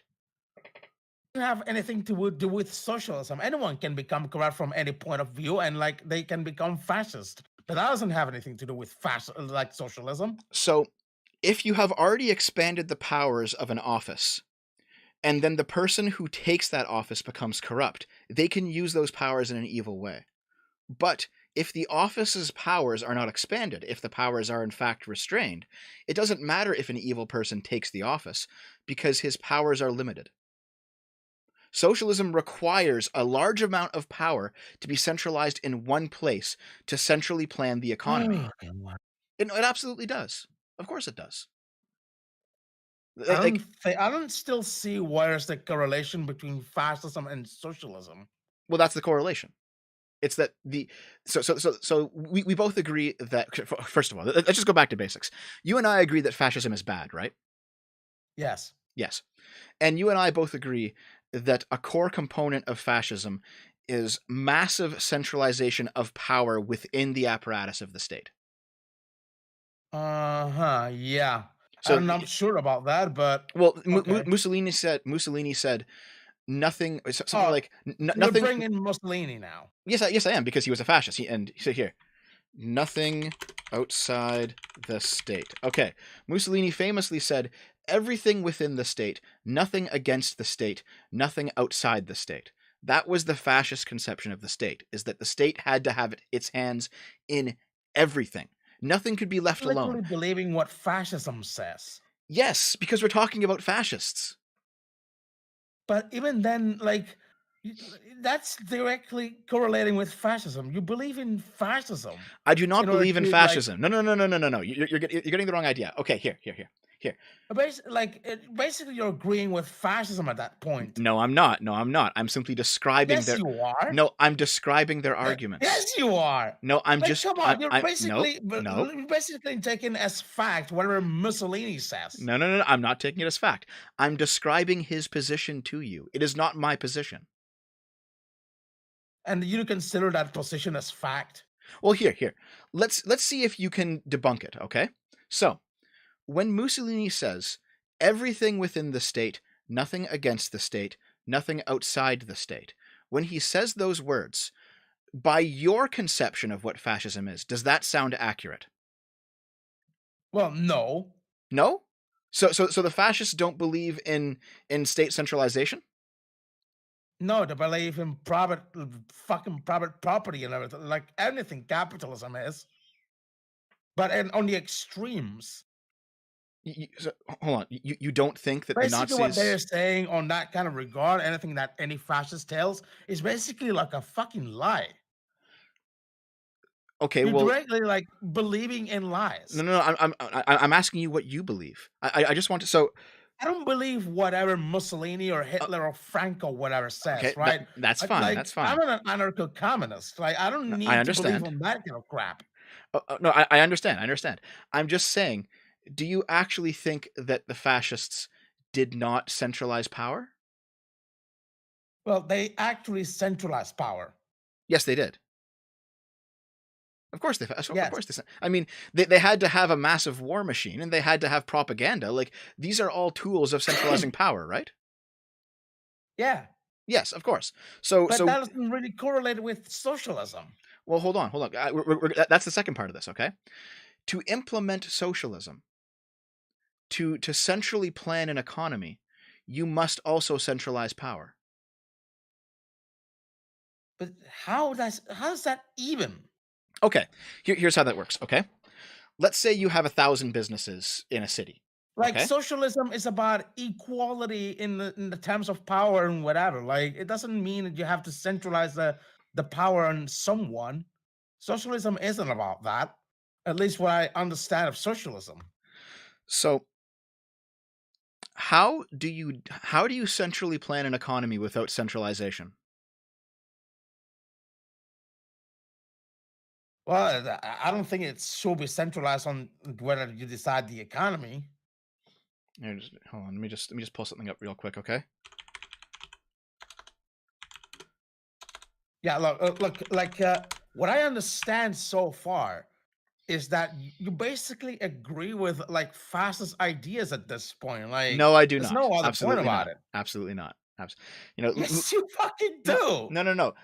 Like, Libertarianism is like you is agree on like diametrically a opposed to ton of fascism. capitalist terms. You agree on like a shit ton of fascist terms. You even pop out Mussolini out of nowhere like it was fact. I can notice that because you lack the honesty to tell Okay, that hold on. like you're like you make it as you're some sort of centrist, right? But like even then, like I gotta ask you this: do Okay. you consider like the Nazis were like far right or not? Just answer me, yes or not. Were they far right or they were left wing? Well, I will quote you the title of the book that we started with. Neither Oh right. God! Hold on. What? No, Hold no, on. no, no, no, no, no! Okay. Don't quote me books. Tell Yeah. me, do you Okay. believe like the far right? I mean, the Nazis were far right or they were left wing? It's Neither. basically like a two option question. Neither. How is it neither? They were basically far right. No, they're neither. How? Okay, because the conception of right and left wing comes out of the French Revolution. And the French Revolution did not have a conception of fascism. That was What does that mean? monarchism. Like Hold on, hold on, even hold on. then, like Hold on. you gotta understand that like the left wing, they still live by the conception of left wing and right wing. What does that? Yes, yes, What does the but here's French the Revolution have to do with that? Like okay. whether the far, like the Nazis were far right or not? Okay, so the terms left and right refer to a specific type of politics that came out of the French Revolution. And they did not, and there was no room on that spectrum for fascism. So that spectrum contained on the right the monarchists, in the middle the liberals, and on the left the socialists. Fascism hadn't been invented yet. But I mean, then we still use the conceptions of left wing and right wing today, Yes, and that's stupid. right? So what? What do you consider the Nazis then? I consider them fascists. But that doesn't mean they're far right. Fascism is far right. There's a reason the book is called Neither Right Nor Left, and it's because fascism as a political ideology did not make sense on the old left right spectrum. And you know what? Neoliberalism doesn't either. neoliberalism, neoconservatism, paleoconservatism, these are all ideas that were created long after the French Revolution was done, and they don't cleanly fit on a left-right But spectrum. again, we're still using the same concepts of left wing, right wing, like liberal or authoritarian. Like we're still using the same kind of thing, except Okay, well, with a if different approach. But it's the same deal. okay, so if you want to use the political compass, I would say that the fascists, they were extremely authoritarian, and in terms of left and right, they were in the center. I disagree. Because the authoritarian right are the monarchists, and monarchists and fascists do not like each other. What's that? What does that even come from? Monarchy? Actually, Italy. When it comes to Italian fascism, Mussolini was appointed by the king of Italy. Yes. Does that mean like fascism doesn't like monarchy? Well, That doesn't make any fucking sense. Mussolini also wrote for Italy's socialist newspaper for most of his life. But it was appointed by the king of Italy Yes. when he came to power. Yeah, this is because fascism does How not the fit. hell that's like fascism not like monarchy at this point? Um, well, because what's a way to put this? Hitler. You're not even coming to a conclusion. You're like, fuck, oh my God. Hold on now, Like, hold on. let's still say that fascism is pretty much far right. And Here's there's like a no way to put it. denying of it. Do you consider Saddam Hussein's government in Iraq to be fascist when it was around? Yes. Yes. Well, his government actively Just like, I don't know, overthrowed the like king of Iraq. Bashar al-Assad and everything, Yes, yes. that's Yeah, same deal. those are all governments that overthrew their kings.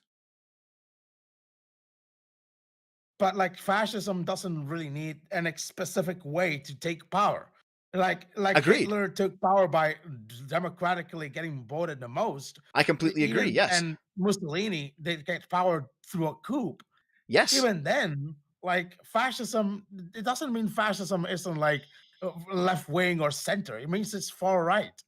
But see, all those differences are why it doesn't fit on the traditional political spectrum. How doesn't it fit in the traditional political spectrum?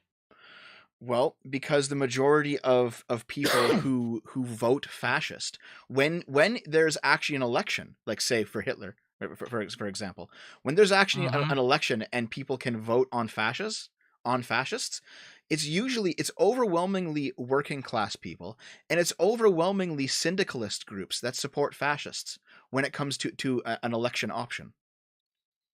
That is in That fact the doesn't point of mean the they're book. really that smart to vote actual Hitler. Sure, of course not. That Of course not. Hitler is still far right. Well, Like, despite it doesn't matter who votes them or who puts here, them in power. It's just still far right. let me ask you this. Why do you think that? I think that because pretty much it compares with a lot of far right movements as well. Like they have the same like kind of points as an authoritarian right Hmm. in general. But you also think Stalin was an authoritarian right person. Yes.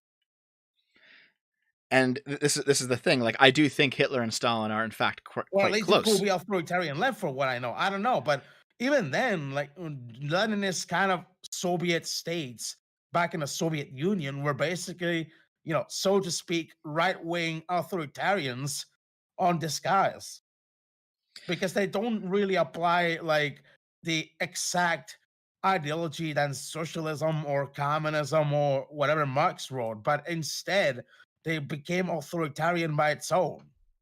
Well, see, And that's the thing. exactly, they're basically like Nazbol shit. So I like Nazbol is literally like, far right, like, disguised as communism. this is the thing. I do think Stalin and Hitler were quite close, but not because Stalin was far right in disguise, but because authoritarians are always close to each other, no matter what their political ideology is. And I how do think you explain? well, here I'll Okay, explain. I'll go on, explain. go Yeah, on. yeah. I think the authoritarian part is more important than the left-right part. Um, Sorry, what did you say? I didn't quite hear it. I think the authoritarian part is more important than the left-right part. Yeah, but even then, like fucking Nazi Germany was far right authoritarian. It's like, Well, again, like continuing to say it doesn't necessarily make it true. They were definitely evil. They were definitely authoritarian, but for the politics of the time, they defied all common sense. let's make it clear for once and for all. What do you put like Nazis, for instance, or fascists? Do you think they're left wing or right wing, or they're like center? Because quite frankly, if you're saying like if they're left wing or center, that's not really particularly honest. That's like whatever center right will say, which is basically conservative, at least. Here, let me put it this way: Do you, when you see left and right, those terms, do you view them as good and evil? Well, not just left and right, but authoritarian or liberal in some way. But yes, I do sort of view it that way. So the left is good, the right is evil, and that is simply that. There's only one direction things can go. Well, in some way, yeah, sort of.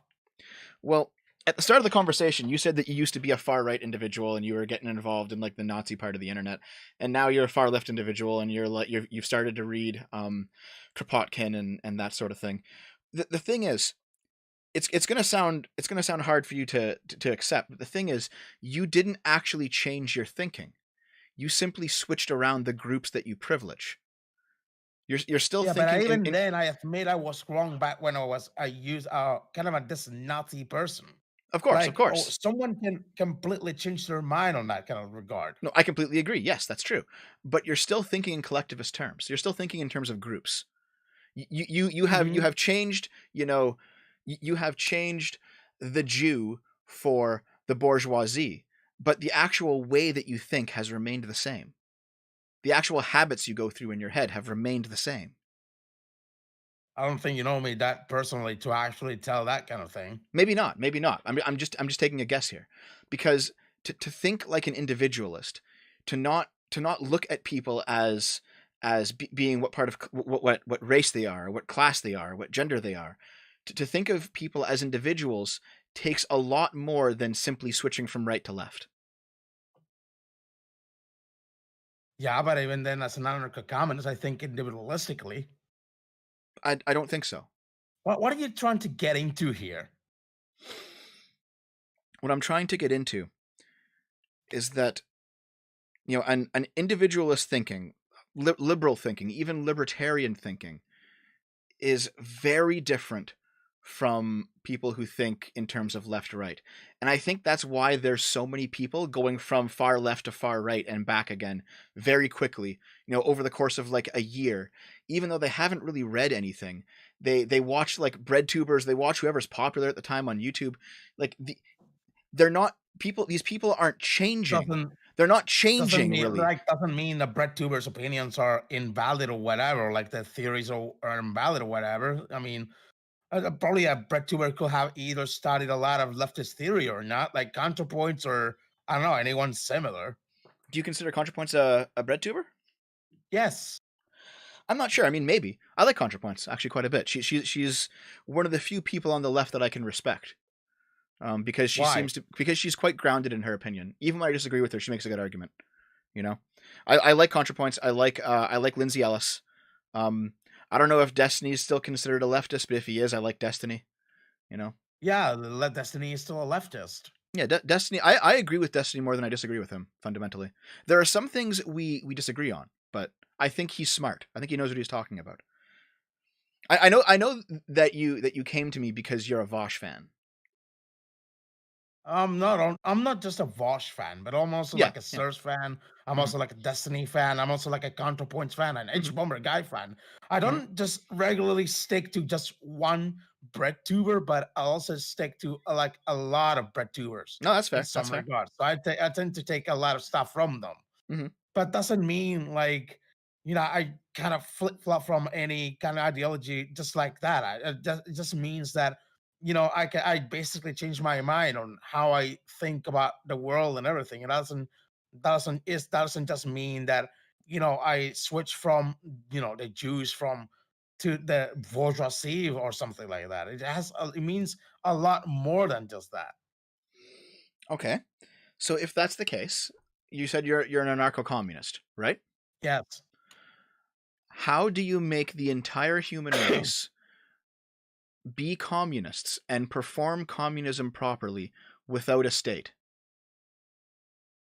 By seizing all the means of production. Okay. And what does seizing entail? It means but everyone in the proletariat is equal to like the bourgeoisie in some regard in terms of capital. And do you have to use organized violence to do this?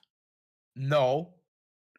Okay. What happens when the owners of the businesses just tell you to go away? Well, either you could take the non-violent route either way, Well, what is the you know, nonviolent route? by just supporting leaders who are more aligned within your socialist ideals.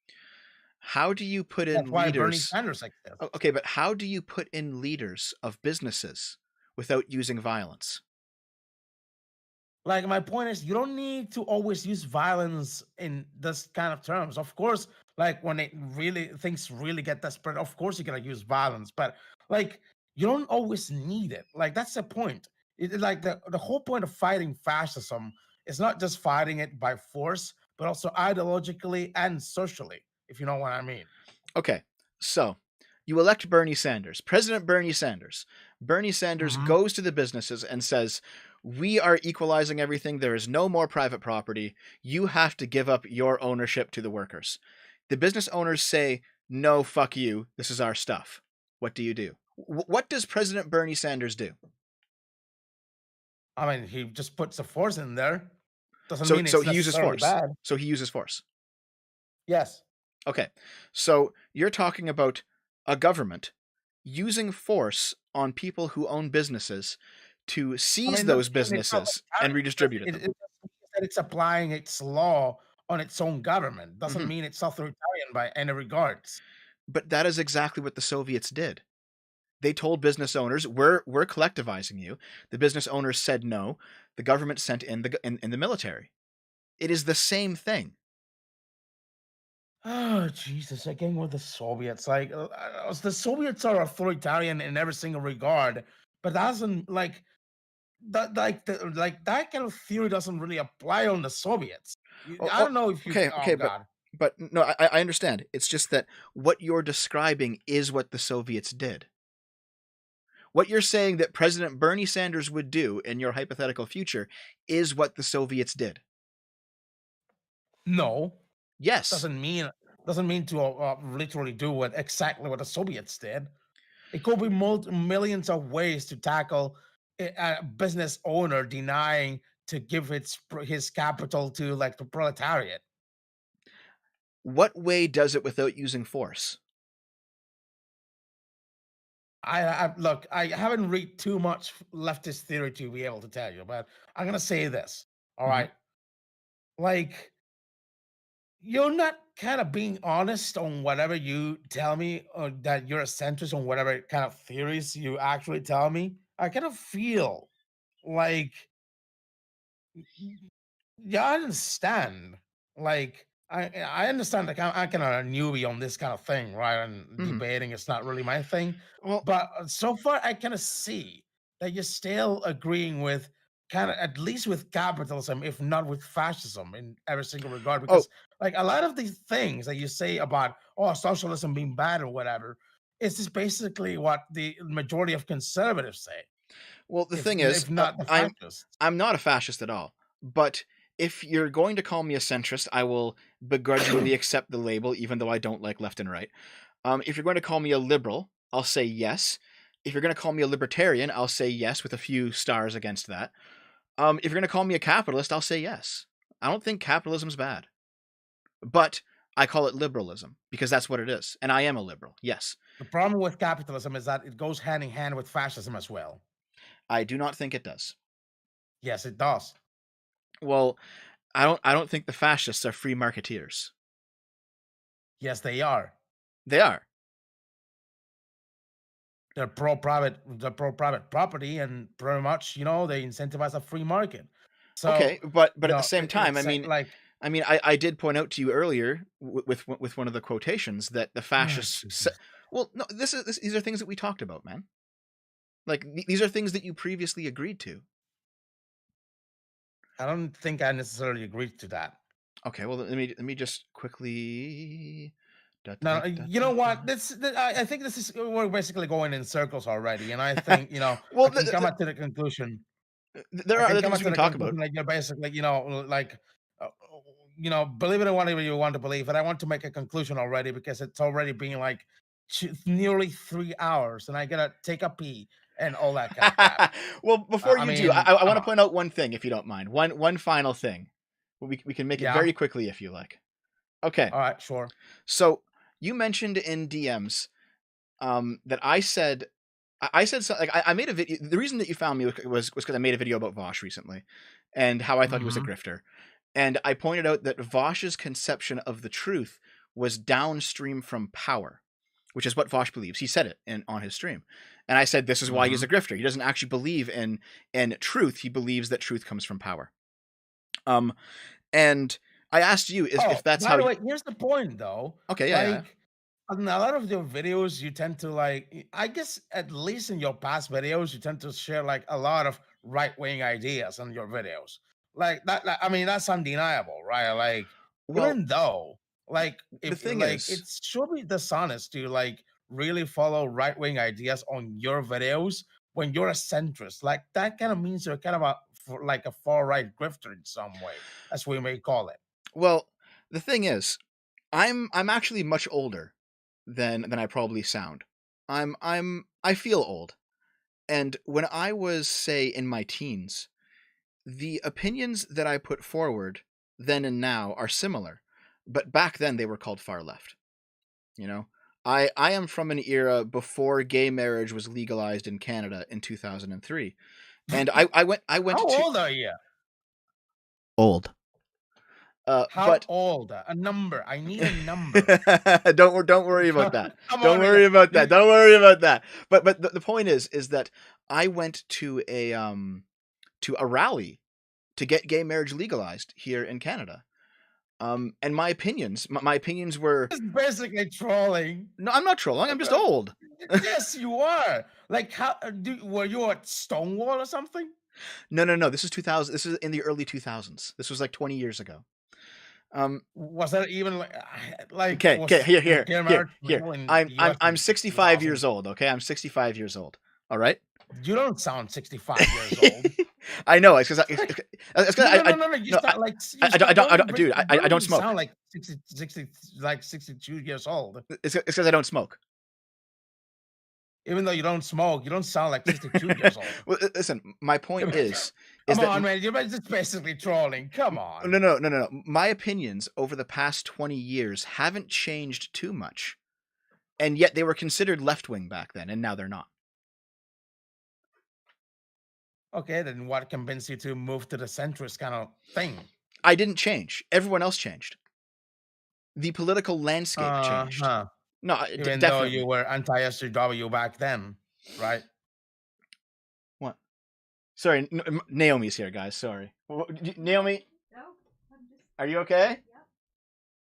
Okay. Okay. Is there any trouble there? No. It's fine. It's fine. Um. Okay.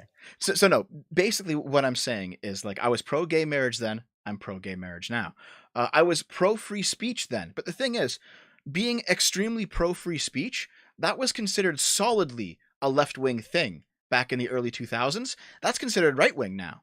I didn't change on free speech, but The where problem with free. free speech is that there shouldn't be freedom of like consequences when it comes to free speech, because quite frankly, hate speech isn't considered free speech. I mean, sorry, hate speech isn't considered free speech.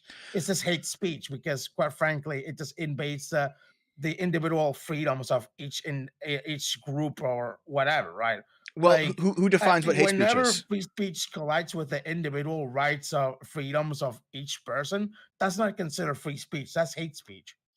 Well, who decides what hate speech is? Well, it decides whenever it collides with individual freedoms of each person, like for instance, like ethnicity, race, or like I don't know, like gender or whatever. You know? Well, if I took offense that you've been calling me a fascist or a far righter or something, could I claim that's hate speech? I mean, I'm offended.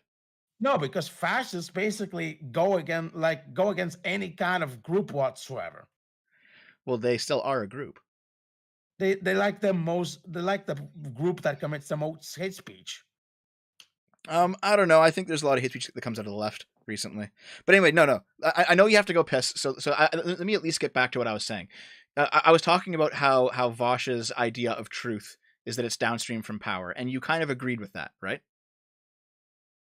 Well, I'm It- not sure. I didn't really listen to it, but the I just came here to like because you came on and recommended, and I know you're like some sort of like far right grifter or something, and like I don't like getting far right grifter recommendations on my YouTube source. wait, was I getting recommended? But yeah, yeah, Austin my recommended because I tend to react to reactionary kind of like right wing shit. Oh, so And sometimes the well, YouTube algorithm tends to recommend me that kind of videos from like Stephen Crowder or something, even though I don't consume that kind of content. I'm not for that kind of content. I completely disagree and despise that kind of content. the truth is, I I decided to just let me take the piss. no, I understand, man. Um, I'm not too much of a fan of Crowder myself, to be completely honest. Um, he's definitely a conservative, and I do not consider, like, I agree with him sometimes, but not regularly. You know, What kind of things do you agree on him with? what kind of things do I agree with him on? Well, the honest Yes. truth is I haven't watched him in a while, so I probably can't tell you anything accurate.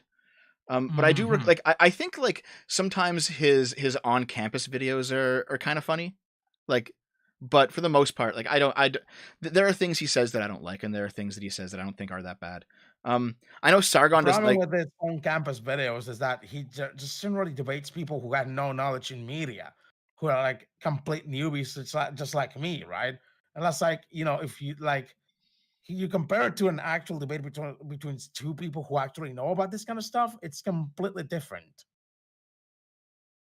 Here, I found what I was looking for. Okay, so yeah. I said that yeah, Vosh thinks all truth is downstream from power, and you said something along the lines of, you said that sounds reasonable, I think. And this is in our DMs, by the way. I said, do you think that the world contains no objective truth? It's all just power dynamics. So the mug in my desk is not really brown. And you said, considering that we live in a post-truth world, that might be the case. So is that how you actually feel about truth? Yes. I mean, considering the times we live on, we live in actually a post truth kind of world. So nobody knows what's true or not these days. I mean, it could be basically either a rumor or either like a false thing, or it could be actually truth, but nobody actually knows. Like we even have to need fact checkers for this kind of stuff. The thing is, though, like, do you actually believe that truth only comes from power? I mean, that is what Vosh believes. He said it several times, and I watched the whole stream to get the context. He absolutely thinks that something is true if a powerful enough person wills it to be true.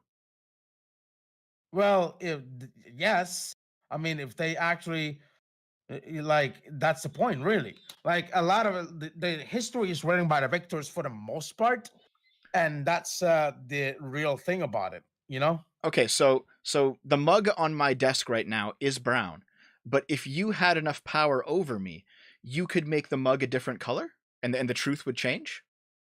Well, sadly, yes. Okay, so you understand and this is, by the way, this is also Vosh's position. You understand that that is a fundamental fascist position, I don't right? even think it's that Vosh's position. I Okay, don't well, think he necessarily agrees on that oh kind no, of thing. he absolutely agrees. He said it in his debate stream with another socialist that I can't remember the name of. But you know that is a fascist position, right? That I don't. truth is downstream from power. I don't really think Vosh necessarily agree with that. I mean, probably he stated it as some sort of like fact of general the state of things. You know? Well, you also agree with it just now. I mean, sadly, because that's sadly what is going on right now. Okay, so in a brief history Not of necessarily agreeing with that, in, but that's what exactly going on right now. That's hold what on, I hold on. mean. In a brief history of fascist lies by Federico Filchenstein, he talks about like what makes a government truly fascist in that book. And he said, let me just find it here. Fascism proposes the notion of truth that transcends reason and is incarnated in the myth of power. So basically, the truth only exists if a powerful person says it exists. I don't know. You don't seem like intellectually honest when you have to you look said, at books all the well, time. that is how you learn things, is by reading. Yeah, but I don't like, like I don't need to look at like I'm telling you my opinions that I don't need to have to read a book to actually tell you my opinions. Well, true, Like but like, you're basically taking whatever opinions someone else is taking. well, no, I am reading parts of these. I'm reading to you parts of these books that I agree with. Are you sure you agree with them? Are you sure you're like taking ideas from someone else? No, actually, I agree with them. You know, for another part, Mussolini is always right. Between 1922 and 1945, Italian fascists repeated this in. Hold on, hold on. Italian fascists You said repeated. Mussolini was No, no, no, no, always no, no, no, no, right. no. This is a quote from the book. Italian fascists repeated this impossible sentence like liturgy. They believed that fascism owned the truth. So like you agree basically on whatever that book No, says, no, right? About no, no, Mussolini. no, no.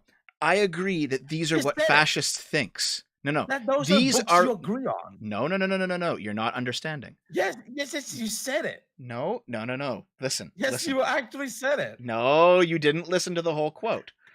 The point is, okay, here. You like No, like I let, don't let need me. to listen to the whole quote to say like you agree with a book that basically agrees with whatever Mussolini says that's Nope, that's actually not what. true. No, no, no, no, no, no, no.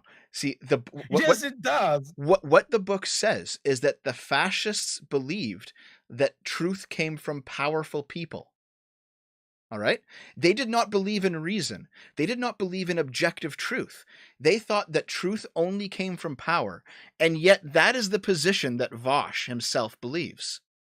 It Vosh is doesn't more of mean that Vosh is more it of a doesn't fascist mean than I that am. doesn't mean that's his position. That means that's how things are really going on right now. I mean, do you want to watch Vosh say it himself? I don't need to, but I can assume like he doesn't say it to agree on it or like have a position about it, but rather to just tell how the status quo was going. So, in this debate, Vosh was asked, "So you believe that the nature of the Holocaust that the Holocaust only happened if somebody believed that it happened because truth is a product of power?" And Vosh said, "Yes." Are you attempting to TOS me?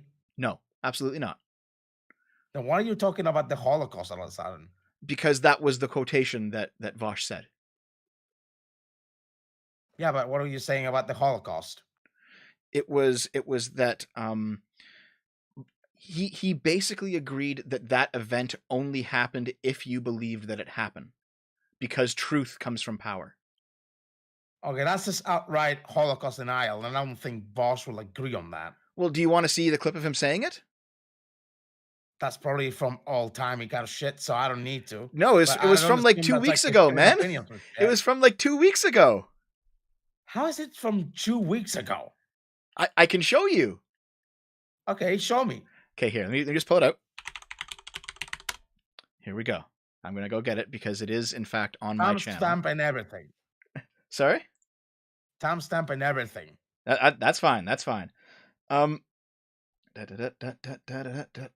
put it Come in on. my What is a Grifter video. I put it in there. So Oh, no, no, no, no. Not from your video, from Vosh's stream. Oh, from the. I have to go find. I have to go find Maybe the on original. your video you took it out of fucking context. Well, That's the point. this is the thing. I watched the whole stream to make sure that I had the context and then included the proper clips. But you can find the stream. Like it's on Yeah, what's Vosh's the stream channel. then? I don't have the Just link stream. it to me. I don't have the stream, but I have the clips. Here, just give me a second. Just give me a second. You only have the claims, but you don't have the stream with the timestamp on it. Come on, like this is gonna be completely dishonest about this. Like, Just wait a second. Just wait a second. I think you're just taking shit out of context from whatever Bosch said, and like that's completely dishonest. I'm sorry. Yeah, everything. But I do think you can make an empirical. Okay, here we go. This is how it sounds. Here, this is a Vosh tweet from February 12th. Okay. February 12th, what year? This year, 2021. So it was 2021. just more than a month ago. And Yeah, link it to me already. Vosh Where's says, the link? okay, here. I'll get you the link of the tweet. You might have deleted it because it's a terrible tweet, but maybe I can. Let me just go to from Vosh V, and I'll look up. I don't have all the time. Just here it is. Here it is. I will post it to you. Here is the Vosh tweet. There you go. He says, I think he's misinterpreting some conversation from a year ago where I said that truth and power are linked in the Foucault sense, and institutions in power have the ability to determine a truth for the people subservient to them. And then he says, I don't believe in objective truth. He says it right in the tweet. I don't believe in objective truth. Yeah, but that's because now the status quo works. He already said it. Like, institutions in power have the ability to determine a truth for the people subservient to them. Doesn't mean he has to agree on that. He's just saying that's how the majority of institutions work. Well, then why does he say I don't believe in objective truth? Because in the current institutions, there's no such thing as objective truth. There absolutely is. Of course there is. But that's not how it works in the current institutions of today. No, it is. Because institutions can't stop objective truth. So, and I don't know, if Wikipedia gets edited by millions of fucking people, even though they're not right on something, do you think Wikipedia is factual? Here. Let me put it this way. My coffee mug right now sitting on my desk is brown. Yeah, about your fucking coffee mug. No. This is important. This is important. Is Wikipedia factual or not? Wikipedia is not the truth. It is an institution. So here, listen. Do you agree that no that truth only comes from institutions? No. Of course not. You said that Wikipedia is an institution so therefore it's not factual. No, I'm not saying that either. The truth can come. It. No, I'm not. The truth. Said it. No, I didn't. The truth can come. No, listen. You said the truth. I don't think it's factual because Wikipedia is an institution. Yes, you basically it can be, but it doesn't have to be. No, it can be, but it doesn't have to be. See, truth can come from institutions, but it doesn't. It doesn't have to. Dude, here. Listen. Here. Okay, so listen here. Yeah. You're making no absolute sense, and I gotta conclude that this is already getting absurd. And no, this is fun, man. Come on. Quite frankly, like, sorry, what? No doubt. What are you saying? Frankly, I'm sorry, I can't hear you. What's going on? Like, for fascists. That's shit. There's no excuse around it, no centrism or whatever or anything. Hold on. Why do you think I'm a fascist?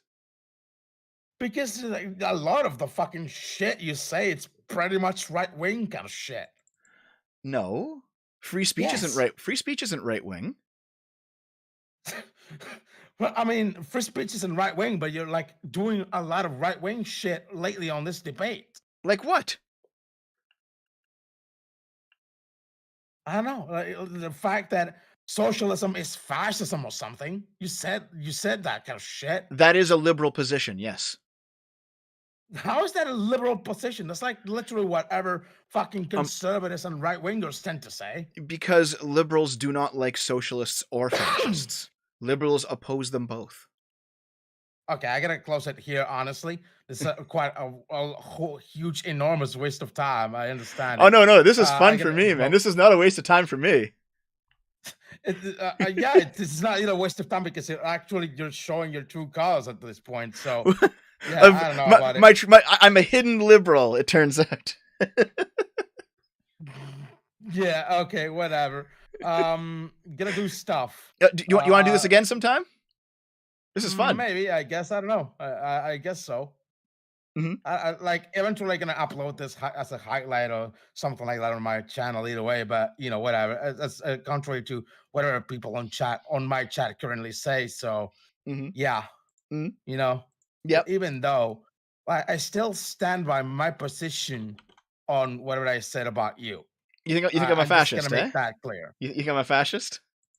Yes. Well, I mean, if one of the cornerstones of fascism is not believing in objective truth, and I believe in objective truth and you don't, doesn't that make you the That fascist? doesn't really sound honest. Of course I believe in objective truth. Okay, yeah, whatever. You know, whatever. I'll see you later eventually. Okay, sure, man.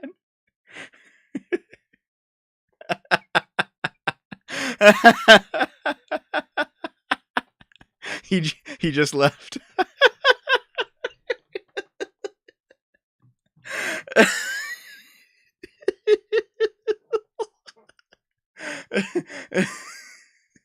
So, guys.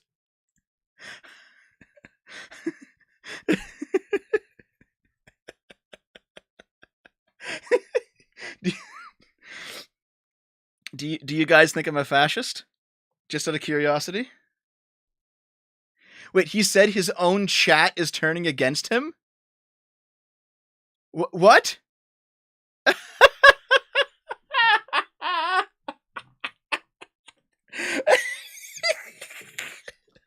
So okay. The best part about this is that now you guys have learned.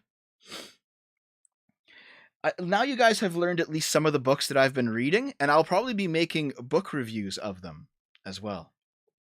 So maybe you guys will enjoy those. They are good books, especially for this kind of talk.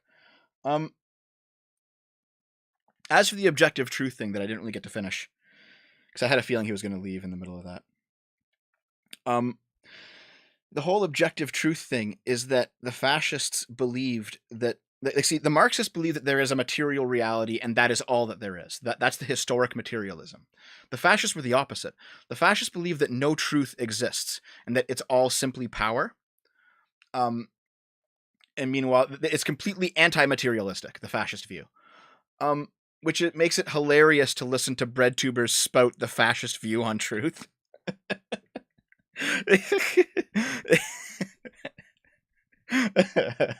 Okay, here I'm gonna check out the super chats, guys. Thanks for being here, by the way. Thanks for being here for listening to this. I knew it would be fun. I will of course make a new SFO video tomorrow and going forward. I'll be streaming on Game Boomers tonight as well. So please drop by tonight if you want to relax with me and maybe give me some Q&As. Game Boomers is not strictly a political show, but it is where I relax. I sometimes take political questions, but we also do comedy. We also chat with my friends because my friends are sometimes on the couch with me, and we play video games online. So drop by twitch.tv/Game Boomers tonight. And I'll have some fun with y'all because my goal is one SFO video, or I guess a stream like this, one SFO content a day, and then one Game Boomer stream every evening with maybe 1 or 2 days off a week. That's my goal. I'm working towards it. So thanks for being here. And of course, if you decide to hit the YouTube memberships button or the Twitch sub button over on Game Boomers, or put at least $5 in the Patreon or the Subscribe Star, any of those sources will get you into the $5 club in my Discord, okay? And $100 US directly to my PayPal gets you in there for life, if that's what you're considering. So let's see what's going on with the super chats. Okay? Give me a second here. So, Student of History for $10. Thank you very much. Congrats, man. I've been listening to a bunch of your vids, and this absolutely has earned you one singular sub from this fashy boy. Thank you very much, dude. Cabal for $5. He had to open a window to vent all the brain smoke coming out of his ears. Don't be mean, guys. Don't be mean. Zenith Works for $5. I just want a timer for how long he's held his bladder. He has the strongest bladder ever. Well, that's the thing. I was drinking coffee at the start of the stream, and I got a piss too. Butterscotch Ninja, hey Butters, for £2. I don't know what you said, but it was fascist. Brendan for $5. I have been here for 5 minutes and this guy is actively destroying my brain cells. David Gonzalez for $5. Stop, Dev, he's already dead. Trash Person for $5. Dev, you get demonetized only to come back and bully the disabled. Come on, maybe I should debate more. Wes's Basement for $5. He really had to pee, Dev. He just couldn't hold it anymore. What you mised? Check DMs and react live or you're chicken. Okay. I did see you sending me DMs, Mises. Where are you? Here. It's just somebody's ass. I'm not playing that on the stream. My said you fucking thank you though. Okay. From OMX Strike. If a conservative says a lib idea, it's now fash. I mean, I guess so. Galacta Watkins for £5. Love you, Dev. This has been mad. Lol. Thank you very much. Eric Yoakum for 5. Wikipedia equals truth. My teacher in high school was right. Wikipedia is not truth. What he didn't understand is that institutions do not make the truth. They can tell the truth sometimes, but they do not make the truth. Zurindu for 5 New Zealanders. Take me out to the back of the shed and shoot me in the back of the head. Angry Bellspout for $5. Sorry, reading books and quoting sources is the ultimate fascist tactic. Wasn't there an article that said reading is far right? I think I remember seeing that.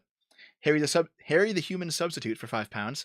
We need Dev to get the fucking link or Aaron to save us. Thanks, man. Meh for 50 kroner. How is it from 2 weeks ago?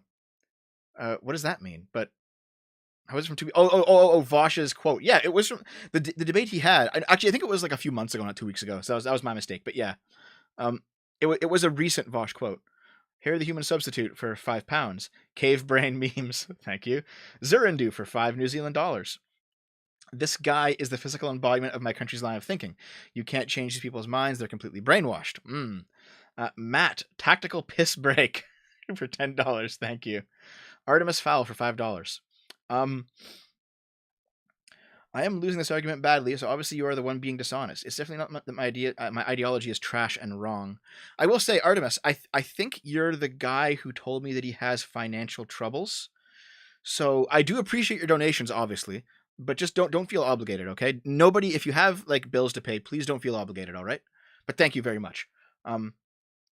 Teabag Who Laughs for £5. I've paid him, Sargon. Now watch my true crime channel. After this demolition job, though, utter gold. Yeah, so Teabag Who Laughs is doing a true crime channel, guys. So please consider checking him out. I will get them all, Butters, you fucking cuck. Get your hands healed. Richard Seigers for €1. He sent a poop emoji. Thank you. Artemis Fowl for $5.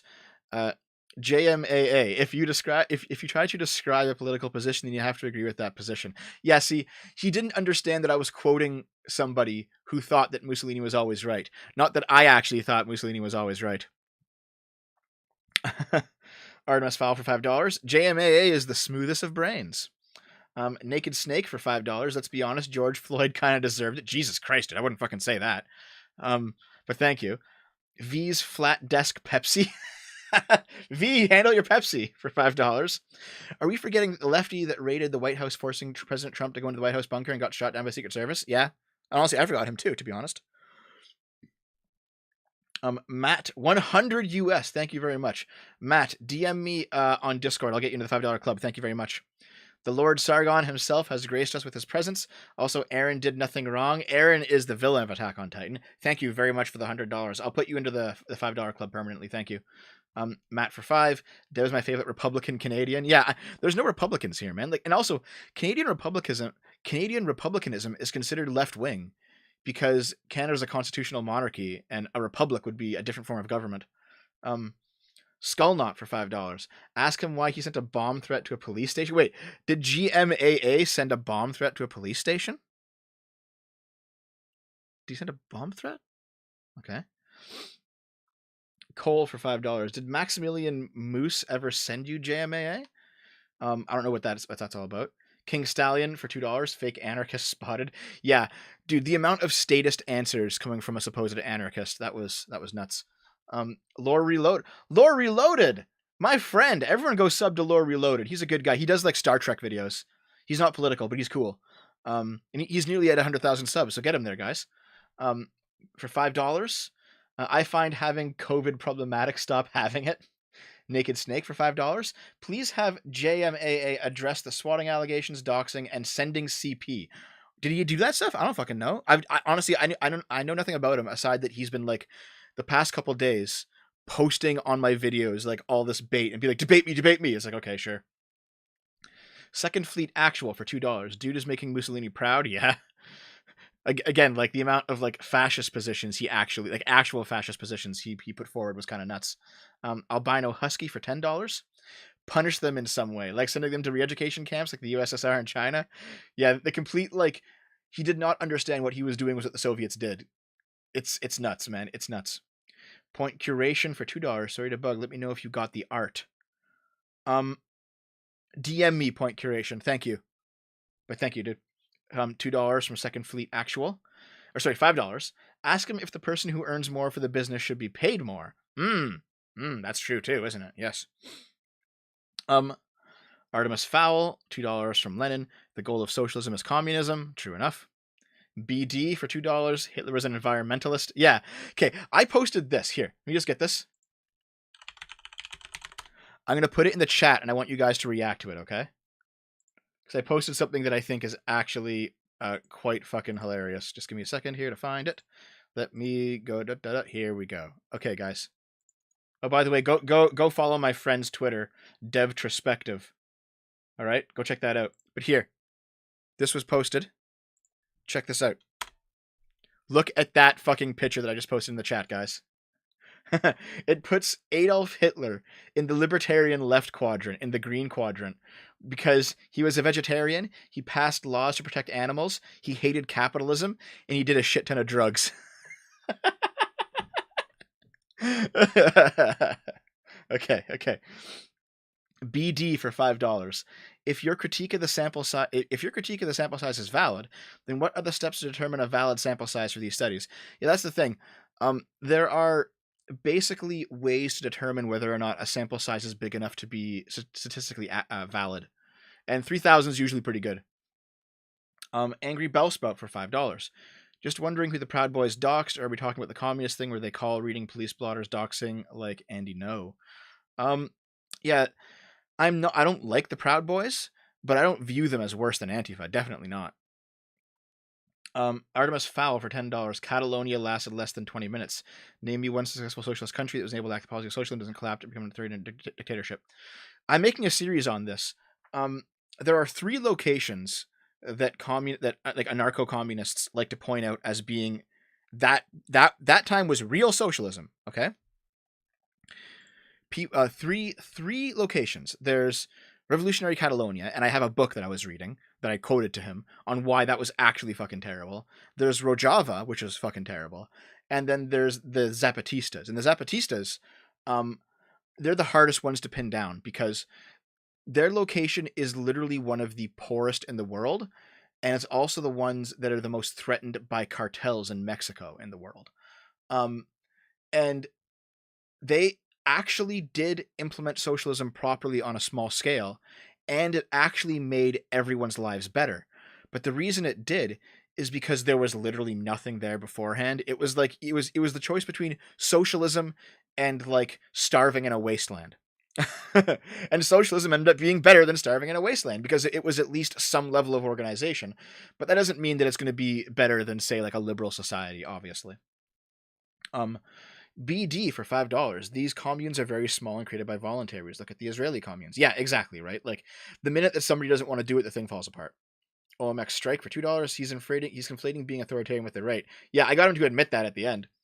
BD for $5. How do you implement equality between economic classes without forcing them to give up wealth?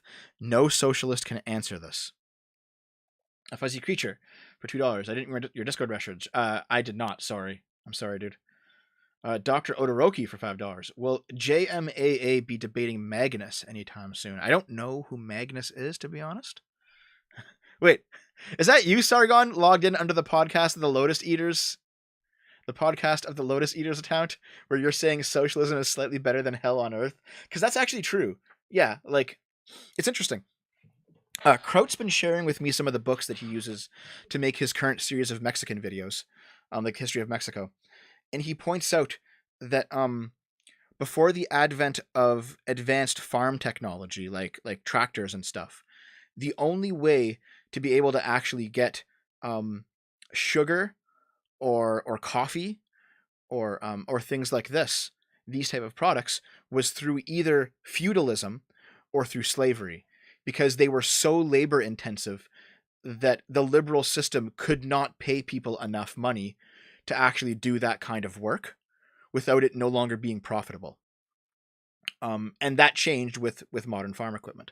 So there are definitely lessons to be had where socialism is not literally the worst thing in the world. There are worse things, but socialism will only function in areas of extreme deprivation. And basically, like, why bother when we have better alternatives in places with more resources? You know what I mean? Anyway, my magical account switching powers. So, okay, let's keep going here. So, Dr. Odoroki mentioned Magus. People keep saying Magus. Is there a Magus guy in relation to GMAA? Blood on the Blade for $5. GMAA is quite unbelievably dumb. Thank you. A Fuzzy Creature for $5. I'm full on conservative, but you don't deserve the grief a lot of people give you. I'll disagree with better with you than without. Yeah, I don't view myself as a conservative at all. I'm definitely a liberal, I think. I have some libertarian tendencies, but I'm more liberal than libertarian. Pizor for €5. Welcome back. Thank you very much. Let's give the super chats a refresh because there's new ones. Let me just refresh here. Okay. Harry the Human Substitute for $5. Seriously rewatch Tiber's speech. They're crying in joy. How you meant to negotiate peace with them. Yeah, I'm going to be making a Politics of Attack on Titan video because Attack on Titan is literally the story of a race of people where half of them hate themselves because of their warmongery history, and therefore they bind themselves in chains as penance, and half of them are free. And it is the fact that it is this race that is free that is offensive to the rest of the world. It's like, how dare you be free? You're the oppressor, kind of thing. Mal T for $5. Good Lord, this guy has zero nuanced understanding and assumed that if you read a book, you agree with everything they said. Completely dishonest. I don't think he's dishonest. I think he's new. I think he's new to socialism. I don't think he understands the importance of reading, frankly. Student of history for $5. Ask what happens when the ANCOMs run into me when I say I want no part. They pick anarchism and leave me be, or communism, into the gulag I go. Exactly. Yes, exactly. Harry for Harry the Human Substitute for £5. You are the problem when you say no freedom at all costs. Of course. Of course. Of course. When you say no, I won't listen, then it doesn't matter what. Okay, you know what? You know what it is? You know what it is? I have always said that libertarianism as a political pole is equally opposed to leftism and rightism. Because if you believe in any ideology, you can believe in it enough that you think it is a lesser evil to enforce it on the people than to let people come to it naturally.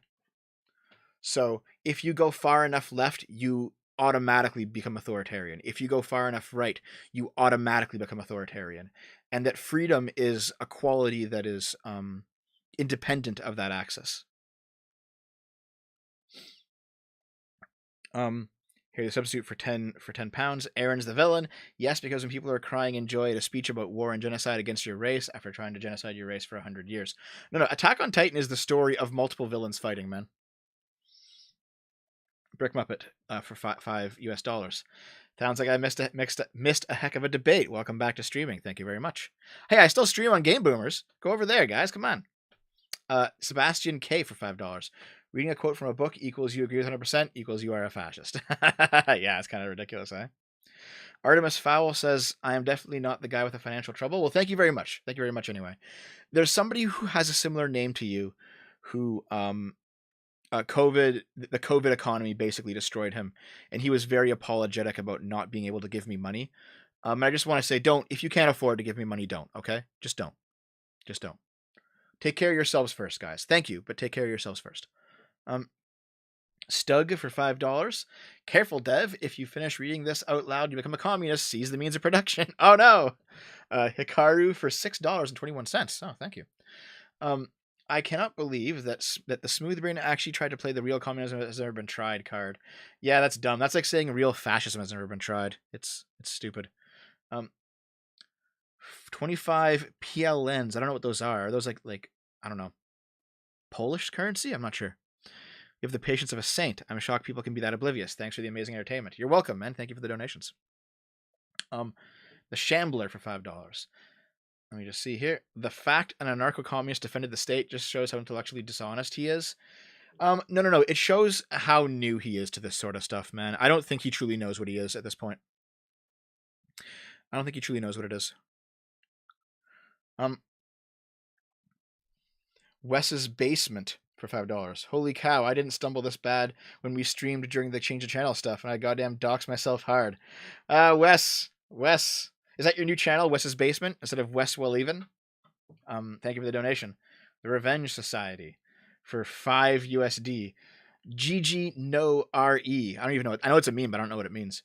Harry the Substitute for £5. The Marley is defeated. We are saved. Thank you. 50027 for $5. Owning thing bad, LOL. That Nika sounded like strong bad, Lamau. Love you, Devo. Thank you very much. Let me just do one more refresh just in case there's new ones. Just in case. Okay. From Vaughn, $5. Dude would not know fascism if they put him in the fun chamber. Jesus. Thank you. Harry the Human Substitute for £5. How dare you live in political correctness? That's Attack on Titan. And you're reading mine in the wrong order. Yeah, I know, dude. I know. I was going backwards, but thank you. Thank you very much. And then Metalworks for $2. What is your opinion on MMT? I don't know what MMT is. I have no clue what MMT is, to be honest. Sorry. I can't give you an opinion. So let me just quickly pull something up here, if you don't mind, guys.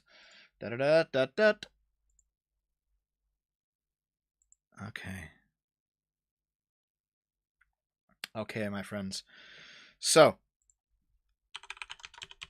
me just go to typing in. Watch here tonight, guys, in about, I'd say, 3 hours? 3 hours or so? Watch here tonight. Twitch.tv/GameBoomers. I'll be playing some games. I think Naomi and I are going to finish up that absolutely terrible David Cage, artsy-fartsy game Beyond Two Souls. I have loved ripping into that game. It was absolutely fucking hilarious how bad it is. And then after that, we'll probably do another indie game or something. I'll take some Q&As. We'll chat about stuff. So drop by Game Boomers tonight. I upload all of the Game Boomer streams to youtube.com/GameBoomer. If you want to watch the old streams, there's a whole bunch of content over there. If political dev is not enough dev for you, go watch my gaming stuff. We have a lot of fun. Keep in mind what I said about the $5 club and the sub button, the Twitch sub button, the YouTube memberships button. Jesus Christ. Patreon subscribe star. If you want to get into the Discord, links in the description, all that good stuff. There'll be new videos tomorrow and new streams every night. That is the plan. Discord links in the description of the video, and the $5 club is also in the Discord too. So yeah. Let me just see here. MRG, 2 more super chats before I go. I really got to piss now too. I'm not dodging. I really got to piss now too. So MRG for $5. Thank you. I've never paid for porn before, but that was one ass fucking I'll never forget. Thanks, dude. Harry for £10. Thank you once again. I get it. The Aaron is the villain, but that only works when everyone fucks off, stops, and crying, enjoy about alien genocide, then complain they see what it's like for once.